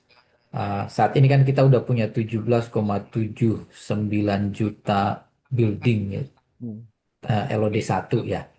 Tadi saya melihat presentasi Pak Terence yang ini apa simulasi posisi solar panel di mana sisi atap bangunan sebelah mana yang lebih efektif dan efisien untuk dipasangkan solar panelnya. Saya pikir ini adalah contoh praktek yang keseharian kita ternyata cadastre 3 dimensi itu bisa hadir membantu memberikan solusi terhadap kebutuhan rumah tangga, bukan hanya untuk keperluan pendaftaran tanah. Nah, oleh karenanya saya mau nanya nih, kalau misalkan kita udah punya 17 juta yang LOD 1, terus kemudian kita pengen upgrade ke LOD 2 yang supaya bisa atapnya bisa tidak flat seperti yang kita punya sekarang. Nah, itu effortnya seberapa besar, terus kemudian uh, mana yang lebih mudah, kita mengupgrade dengan data yang ada atau terpaksa kita harus merecord baru. Mungkin itu Mas Revi. Oke, terima kasih Pak Dir. So Terence, the question from from Mr. Director is, we already have like 17 million building data across Indonesia, and then if we want to like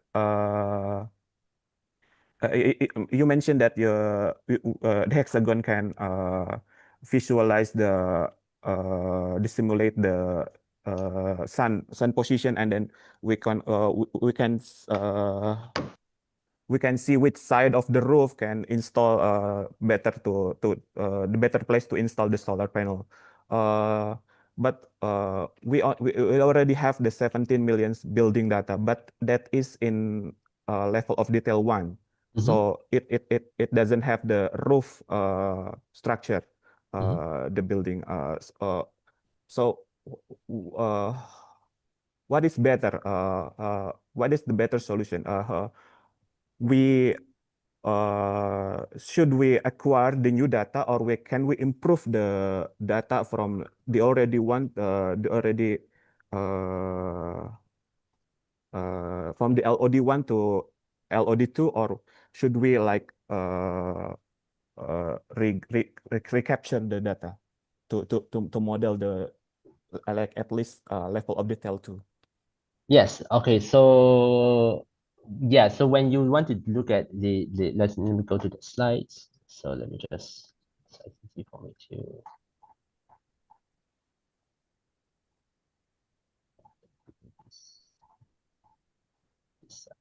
Here.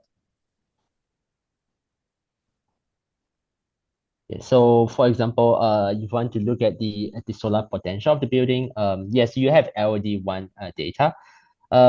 Yes, if you want to look at the solar potential, specifically, you want to visualize the rooftops of a building, right? You need LOD 2. So what I would say is you don't have to reacquire the data, but you do need to enrich the data with additional collections that you can do. So, for example, I think right now on the market, the most common way to acquire accurate 3D overview of a rooftop is with a LiDAR scanner. So you have a LiDAR scanner, you fly a LiDAR scanner over around the building, you get a very accurate picture of the building in let's say in point clouds formats, and then you can convert it into a BIM format and then integrate it into a cadastral database that you have, right? So yes, so you have the current LED1 dataset. You can value add it and transform it and make it into LED2 if you want to scan the building with, let's say, a LiDAR scanner. So that is one way. Okay. So let's say we already have like the point cloud data, so we only need to reprocess it to level of detail 2 instead of level of detail 1. Yes, there is a specific way you can do it. Ya. Ya. Ya, jadi begitu Pak Dir. Jadi tidak perlu, kalau misalnya sudah ada level of detail 1, tidak perlu mengakuisisi data baru, bisa dengan reprocessing data yang sudah ada. Misalnya kan yang kita punya kan sudah ada point cloud-nya semua ya Pak ya, bisa kita reproses dari situ ke level of detail 2. Begitu Pak Dir. Oke, Mas Revi. Monggo teman-teman, silakan. Teman-teman JFPR di daerah, tadi ada simulasi 3D untuk katakanlah menghadirkan bangunan secara 3 dimensi, itu bisa. Saya pikir itu menarik buat kita terapkan nantinya. Silakan Bapak Ibu. Terima kasih Pak Tera. Ya, terima kasih Pak Dir pertanyaannya.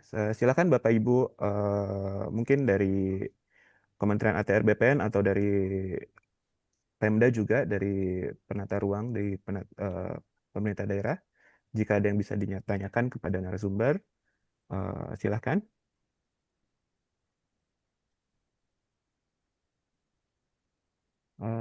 Silakan Ibu Destarita dari Kanta Kota Salatiga. Selamat siang Pak Ternes dan Pak Revi. Izin bertanya, pada minggu lalu saya menyampaikan masukan terkait penyempurnaan produk dari KKPR di kementerian kita. Selain untuk memeriksa kelayakan denah, juga sampai simulasi interior dan eksterior. Kalau simulasi eksterior itu kita sudah dijelaskan tadi sama Pak Teren, selain dari suhu juga dari posisi matahari. Sedangkan kalau simulasi dari interior itu belum dilakukan. Simulasi interior itu diperlukan untuk menilai kenyamanan termal di dalam masing-masing ruangan. Kalau di kami dulu di arsitektur UGM itu belajarnya perhitungan koefisiennya saja. Misalnya dari bahannya, jenis perabotnya, dan warnanya. Apakah memungkinkan juga dilakukan sampai simulasi di dalam interior setiap bangunan juga untuk penyempurnaan KKPR itu? Jadi kalau kita menyeimbangkan, selain kita merasakan kenyamanan dari desain bangunan, juga pemilihan perabot, warna, dan bahan interiornya. Terima kasih Pak Revi. Terima kasih Bu Destarita. Saya coba translate ya Bu. So Terence, the question is, we already have like the exterior simulation for the building. How does the Hexagon product can also simulate the interior side of the building? So it can be like the temperature of the inside can be simulated by how by the building, the material from the what is it, the floor, the building apa ini? Yeah, I think Yeah. I think I The wall, understand yeah. what is being asked. So let me just show a video. I think it will quickly showcase that. So this is the outside. So it looks at, but you can also do some operations in the interior as well. So I believe actually this is something that you can build in to showcase some of the operations that's been done inside the building. So for example, this is Luciad. I believe this is built in the during like the COVID era because they want to look at social distancing. So this was a specific software that was the specific applications that was built to visualize distances between people and then simulate that. So yeah, so we have software solutions to do simulation for interior operations, obviously provided that you have the data for it. So you still need to have the data. For example, in this case, this is data collected from a camera scanner to scan the human presence. But you can also have things like, for example, a handheld scanner. So you can have a handheld 3D LiDAR scanner, walk around the building, and then collect some interior information of the building, and then visualize it in a application. So yeah, so this has been done as well. Oke, thank you, Terence. Begitu ya, jawabannya Bu Destarita. Jadi memang untuk simulasi interior memang sangat bisa dilakukan asalkan kita punya datanya. Tadi disampaikan bahwa misalnya kita bisa bisa melakukan akuisisi data LiDAR di dalam ruangan atau mungkin menggunakan TLS ya, laser scanner. Kita bisa melihat bagaimana interior dari suatu bangunan bisa disimulasikan. Nanti kemudian dengan suhu juga nanti bisa disimulasikan asal kita punya datanya. Begitu Bu Destarita. Terima kasih Pak Revi. Baik, terima kasih Bu Destarita dari Kantah Kota Salatiga. Bapak Ibu yang lain apabila ada pertanyaan silahkan ditanyakan. Silahkan raise hand. Selanjutnya mungkin Ibu Aulia dari kantor Pringsewu. Silakan.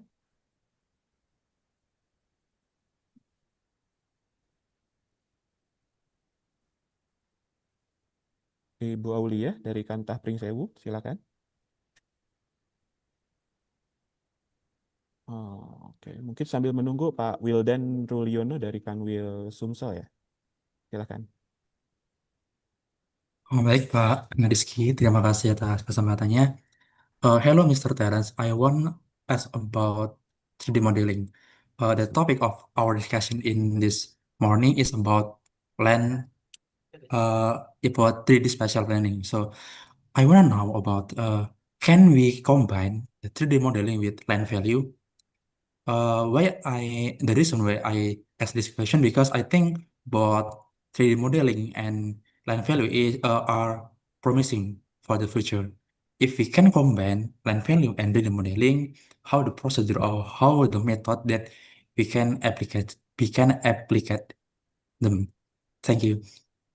Yeah, so I believe the question is you want to display value 3D the building value from the 3D model building that you have, right? So I Yes, think we have done some of this in the past. Let me look for that. So I think this is the video. This is okay. This is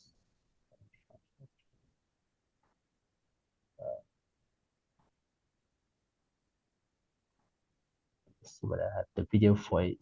Okay, never mind. I will just use back this example. So this is the solar potential example, but I think you can easily translate that into a building value example as well. So because you can create two tips. Oh, I remember what is the example. There is the Spain one. Yes, this one. Okay, so this one I think is the showcase for it. So for example, you have some 3D building information, right? So you want to display that information onto an environment, and then you can display the value of the building from a two-tip perspective, right? So this is, for example, you can click on the building, and then it gives you additional information, right? And then this could include the value of the building, but also not just the value of the building. You can integrate additional information. For example, in this case, you can showcase a photo of the building, right? And then you can add in additional information such as the ownership rights, so who owns the buildings. And then with this spatial relation, you can then create this entire visualization. And then I think this will give you a very good understanding of the ownership rights and the value for each of these buildings. And then provide, depending on what you're trying to do, for example, if you want to do any digitization, change the dimension of a specific building based on some surveying data, you can do it from this platform as well. Right. So I hope that answers your question. You can do it from here.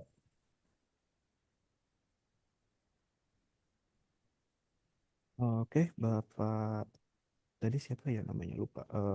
Sudah terjawab ya Bapak. Jadi intinya dari 3D building yang sudah kita punya, kita bisa tambahkan atribut apapun ya gitu ya. Bisa data tadi bisa data kepemilikan, kemudian juga data value dari buildingnya. Kita bisa integrasikan land value, land tenure-nya seperti itu. Semoga terjawab. Kemudian saya silakan. Sudah, Kak. Thank you very much for the answer. Oke, thank you. Please, Kak Aulia, Bu Aulia, kontak Pringsewu, apa sudah bisa bertanya? Silahkan. Terima kasih. Maaf saya tidak mengaktifkan kamera. Hello, Mr. Terence. Hello. Hi. From the previous question, I also want to ask about the land valuation. Specifically for the method, is there any different? For example, for 2D cadastre, maybe it's more simple, yeah, simpler method like the what is jarak? The distance from the main road or something. And for the 3D cadastre valuation is maybe the height or the rooms in the building is there, are they mempengaruhi? What is mempengaruhi? Have impact for the valuation itself, and how is the room maybe also have impact for the land valuation? Thank you. More like the method of valuation, is there any the method valuation I asked about is the method of valuation. So you are saying the method of valuation of the building?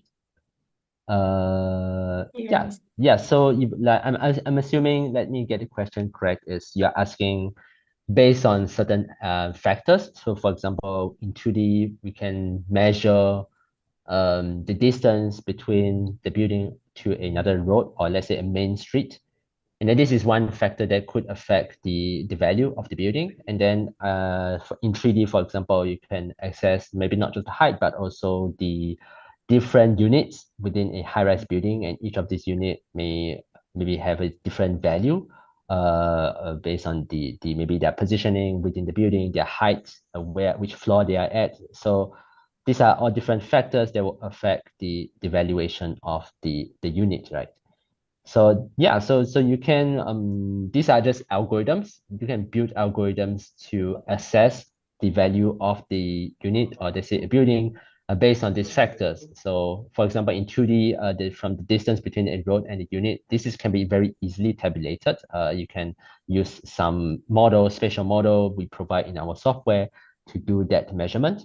Yeah, so that is a possibility, a capability you can do. And for the height as well, similarly, you can break it down into different units. So I think I've had one video showcase for it. So like if I go up to here, I think this is the video. This one. I think it's this one. Right, you can see each of these different units at a different height, and you can give them a different value based on their height, right? So for example, the topmost buildings, those buildings may have very good value, and then compared to the buildings on the first few floors. And then maybe not just the height, for example, sunlight exposure. I think that is a possible factor that will affect the value of the building as well. So some certain sides of the building may face the sun at a different point of time in the day. So those could affect the value as well. So you can see at different face of the building, there could be different color scheme for the buildings on the top, units on the top, because there could be a specific exposure to the sun that will affect the valuation of the unit. Yes, thank you for the explanation. Thank you, Ibu. Moving on to the next question. Maybe we please Ibu Putri Merdekawati. Oke, makasih Mas Revi. Yeah. Let me introduce myself first. My name is Putri Merdekawati from Kanwil Bepen, Provinsi Riau. I want to ask the question for Terence. The question is, while countries such as Singapore commonly use as-built drawing converted into BIM or laser scanning to collect data, what data collection method will be the most effective and efficient for Indonesia, considering Indonesia is very diverse geographic condition, including urban areas, rural regions, forests, even mountainous areas? That's the question. Thank you. Yes, so I think for Indonesia, yes, Indonesia is a huge country. So I think for Singapore, let's say you can compare it to other huge urban cities in Indonesia. So let's say not the entire Indonesia, but Singapore, the way we collect data using BIM, it could be relevant for, let's say, Jakarta, right? Jakarta right now is the world's largest city, the world's largest urban city. It overtook Tokyo. So yeah, you can implement something like this for huge cities such as Jakarta or let's say Surabaya. These are huge cities that could be very relevant. So I think the difference when you compare to Singapore is the rural areas or the areas, let's say, with more vegetation, more mountainous terrain areas.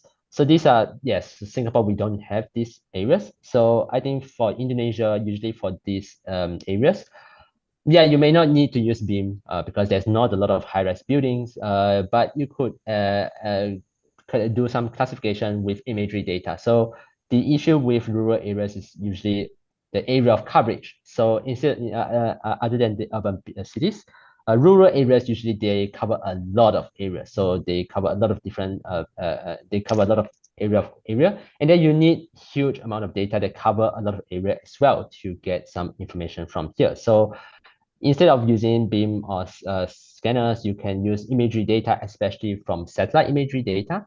And then these are the imagery data you can collect and then do classification and then classify, especially for maybe the minor urban communities in these rural areas to add into the database environment.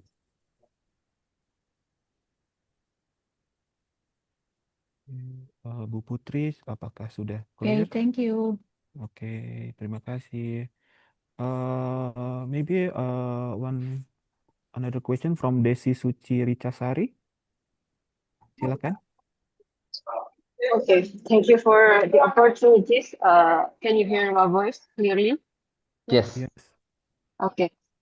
So following the results in Indonesia, our organization faces significant challenges in land management and land ownership documentation. So from your Hexagon's experience, which platform or workflow would be the most suitable first step for our organizations in building a disaster resilient land administration system? Can you repeat it? A disaster resilient. Resilient for our land administration system due to the flood disaster. So due to flood events. So you have cadastral data, right? yes, but the majority is two-dimensional data, I guess. Yeah. Okay. So So once again, let me just go to the flood simulation. Let's look at this one. Actually, no, let's look at this one. So yeah, so basically to build this kind of, you want to have a system in place to look at the to manage flood events, right? So I think if we are talking about disaster resilience, you want to, as I explained, you want to look for the buildings that will be the most affected by the flood. So you could have buildings, let's say the very low-lying buildings, those will be affected the most. And then you have certain buildings that are special, let's say government buildings that you want to protect more than the other buildings. So these are attribute information that you need to add into the cadastral platform that you have. So you could have 2D cadastral. It is not, you don't necessarily have to have the 3D cadastral, but you need to have the information for these buildings in their 2D cadastral database. So each of these buildings, let's say you need to make sure that they are properly documented with the information that is relevant to a flood monitoring system. So you need to have the height information, you need to have the nature of the building, so what the building does. And then also things, for example, I think what is also very important is the number of inhabitants within the building. So you want to make sure that you know in building how many people usually reside in that building. So usually that is the building that you need to either protect the most, or you need to have the best evacuation system in play during a flood event, right? So these are all these attribute information that you need to add to the cadastral data that you have. And then only with this information, then you can create something like this, this kind of platform with that information, and then look at the places, let's say you want to protect during a possible flood event.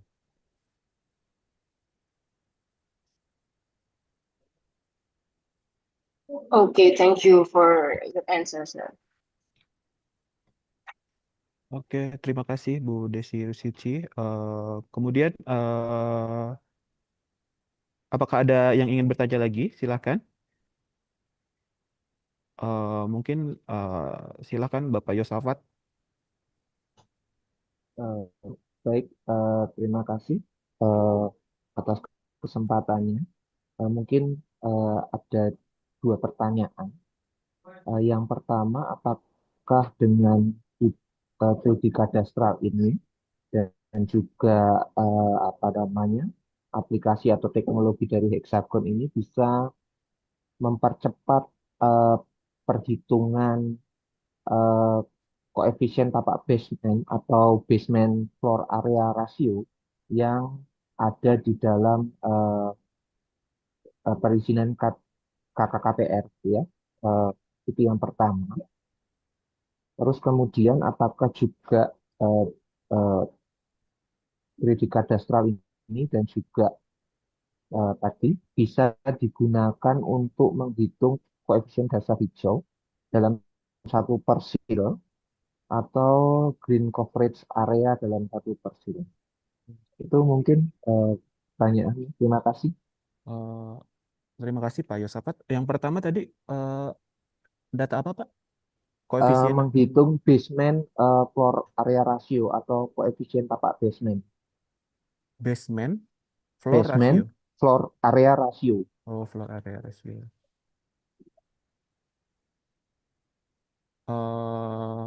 So Terence, the question is, does with 3D cadastre and your Hexagon product can it used to calculate the one is the basement floor area ratio, and the second one is the green area ratio. Sorry, from a certain parcel or certain building. Can you repeat it? What do you want to see? The first one is the basement floor area ratio. Floor area ratio, okay. Ya, ya. Koefisien tapak basement atau basement floor area ratio. Yeah, basement floor area ratio, and the second one the green area ratio. Green area ratio. Green coverage area. Green coverage area, ya. Like seperti apa ya contohnya Pak ya? Green area itu? Ya, jadi dalam satu persil memang harusnya misalnya harus ada ruang terbuka hijaunya itu 10% seperti itu dan Oh, satu per silo. so green area is like Yang lainnya open baru area boleh for dibangun. open area that should be allocated to not be built for to not be built a building. So it must left green. Yeah, okay, so let me I think this one will showcase this the best. So I think this is a two. Let me just check this building. So first of all, I addressed the later question. So you want to look at the areas that is green, or basically let's say a vegetation area Yeah, with a vegetation. lot of vegetation. So you want to you don't really actually even need a 3D cadastral for this, but what you want to do is to have a properly classified raster email data information, right? You want to classify, and then you want to make sure that you first of all you understand the places with the vegetation, and not just the place of vegetation, but the places where the vegetation that's it is the most. There's a lot of vegetation there, so there's the area that you really want to protect. So you want to break down the data you have into a classified data.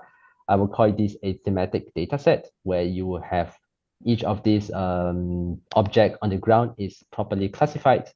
Then this will be very important and beneficial to observe the areas where you want to protect and you do not want to build anything on it, right? So for example, if you look at this slide I have over here, in Hexagon, we are able to do classification as well. You can classify into buildings, into vegetation, into urban buildings, and then also into, let's say, water bodies. And then each of these is something that you want to visualize and display, and then this will give you a better idea of, let's say, certain areas where you do not want any buildings to be built on it. So this is the so what is the first? The other one is about house floor with area ratio. Yes. So let me come. So I think this question is related to how much of the house you want to use. So it's more of an interior design question. I think it's more relevant to a operation that you want to build within that unit. So it's not just exterior. You want to know within the house where the areas that you want to build. So once again, I'll bring back to this slide over here. You can run operations that is being conducted in the interior of the building. So in this case, for example, you have some data information about the interior design of the building. You want to basically look at which of the areas within that interior building that you want to use. You can create an algorithm, an operation to build with the interior data that you have. So I'm not sure whether that answers the question. Pak siapa tadi ya? Apakah sudah terjawab? Pak Yosafat? Oh ya, bagaimana cara menghitung kan di KKPR itu ada kalau dia mengajukan terkait dengan pembuatan basement ya Mas. Pembuatan basement itu kan ada ketentuannya. Nah, apakah nanti setelah dia mendapatkan KKPR-nya yang memuat berapa basementnya yang diperoleh, itu 3D cadastral ini bisa digunakan untuk nanti melihat apakah memang pembangunan basement tadi sesuai dengan yang ada di dalam perizinannya. Okay. Ya, jadi apakah teknologi ini bisa digunakan untuk melihat pembangunan basement itu sudah sesuai dengan yang diizinkan. Oh, so he wants to like can the technology verify the basement of a building is according to the permit. Oh, okay. Yeah. Yeah, okay. So you have, let's say you have a blueprint. You have a blueprint, or let's say you have some permits, and then you want to verify against that. Yeah, so okay, so I understand what is being asked now. So Usually that involves, so there are a few approaches to this. Once again, I'll bring to this one. So you can see I have this 3D cadastral, and then I want to verify. So you have some information. Let's say you can embed the 3D blueprint of the building over here from the tooltip. So you can click on this building, and then you can open up the 3D, let's say the permits or some additional information that will be important to compare it with the building itself. So that is the tooltip component.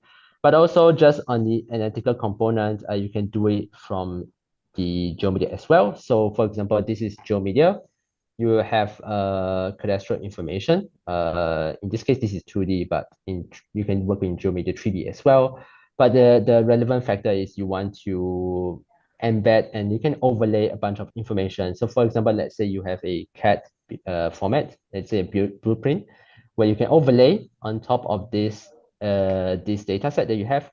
And then you may, let's say you want to do some editing, let's say digitization of this building based on the permit. So that is something that you can do in GeoMedia as well. Baik, Pak Yosapat sudah bisa ya ternyata di aplikasinya Hexagon. Bisa juga untuk memverifikasi basement yang sudah dibangun, apakah sesuai dengan permitnya apa tidak. Baik, terima kasih. Terima kasih. Kemudian Ibu Destarita, apakah akan bertanya lagi apa sudah tadi ya ini? I think she already asked the question. Maybe Terence, one last question from the chat box. He wants to know the best practices for managing very large point cloud datasets, because in the ministry we have a substantial volume of point cloud data from UFP LIDAR surveys. How do we manage the data? Yes, okay, so Efficiently. let's about point cloud. So can you see I'm sharing a different screen. Can you see the screen again? Is my screen still showing the PowerPoint deck? So let me share the screen again. Give me a sec.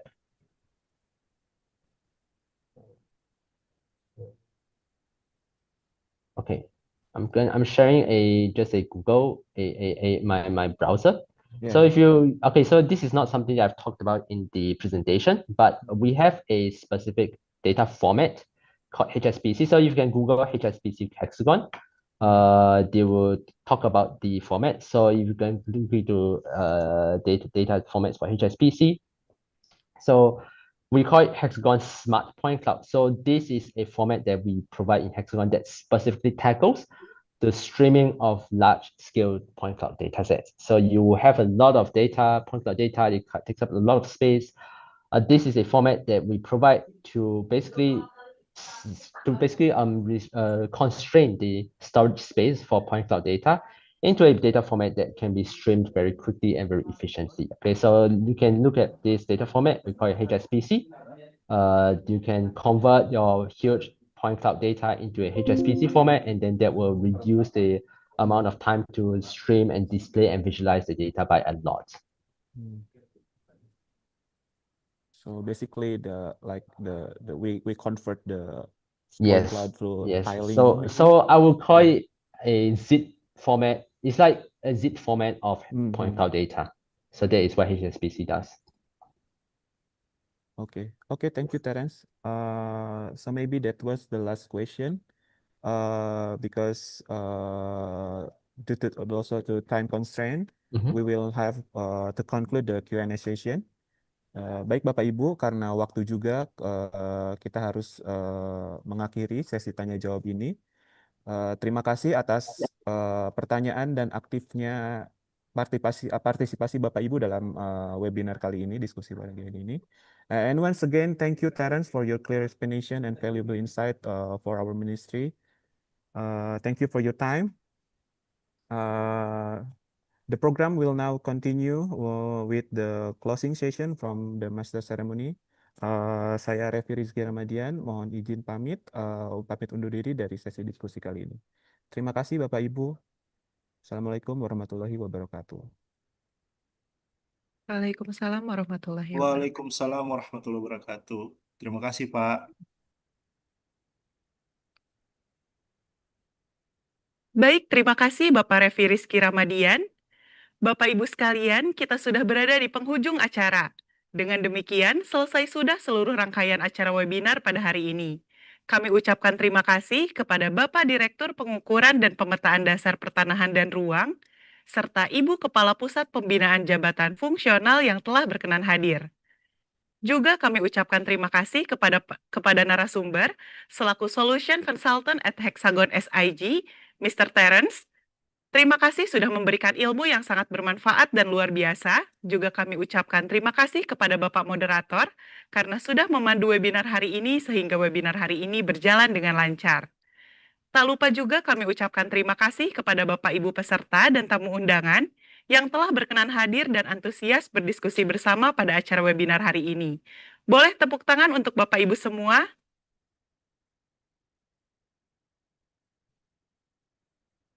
Sebelum webinar ditutup, kami ingatkan kembali kepada Bapak Ibu peserta untuk bisa melakukan presensi di LMS BPSDM dengan password 3262. Saya ulangi dengan password 3262. Dan untuk materi webinar, Bapak Ibu bisa akses di LMS BPSDM secara berkala.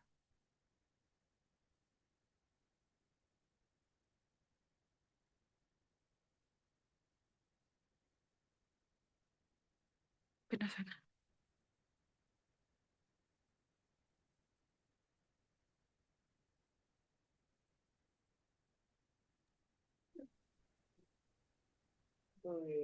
Novel sama kayak gua.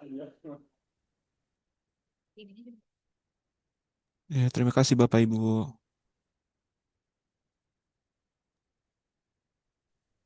Oke, makasih Mbak MC, makasih teman-teman semua. Makasih Pak Terence, thank you very much. Terima kasih semuanya.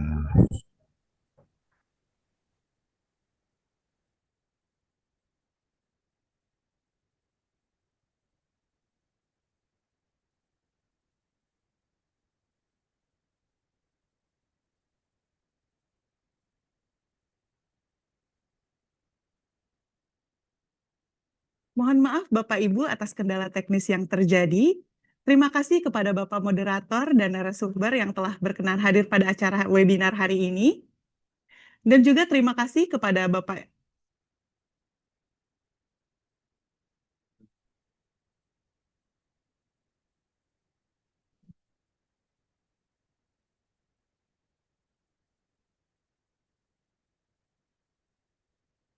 Baik, mohon maaf Bapak Ibu atas kendala teknis yang terjadi.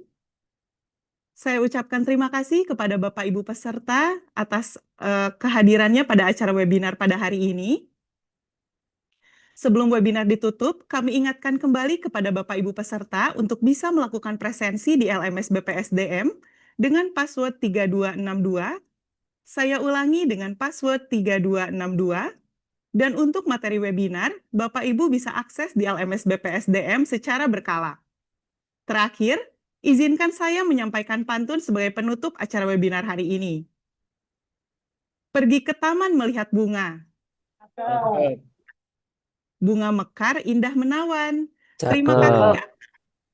Terima kasih atas perhatian semua. Sampai jumpa di lain kesempatan. Wassalamualaikum warahmatullahi wabarakatuh. Waalaikumsalam warahmatullahi wabarakatuh. Makasih Mbak Agi, makasih teman-teman. Siapa tuh ngomong cakep? Orang udah selesai pantunnya ngomong cakep aja. Mbaknya yang cakep aja. Terima kasih. Cakep. Cakep, dan Mbaknya cakep. Terima kasih Mbak Anggi. Sama-sama. Belum nyala. Jalan dulu, Dim.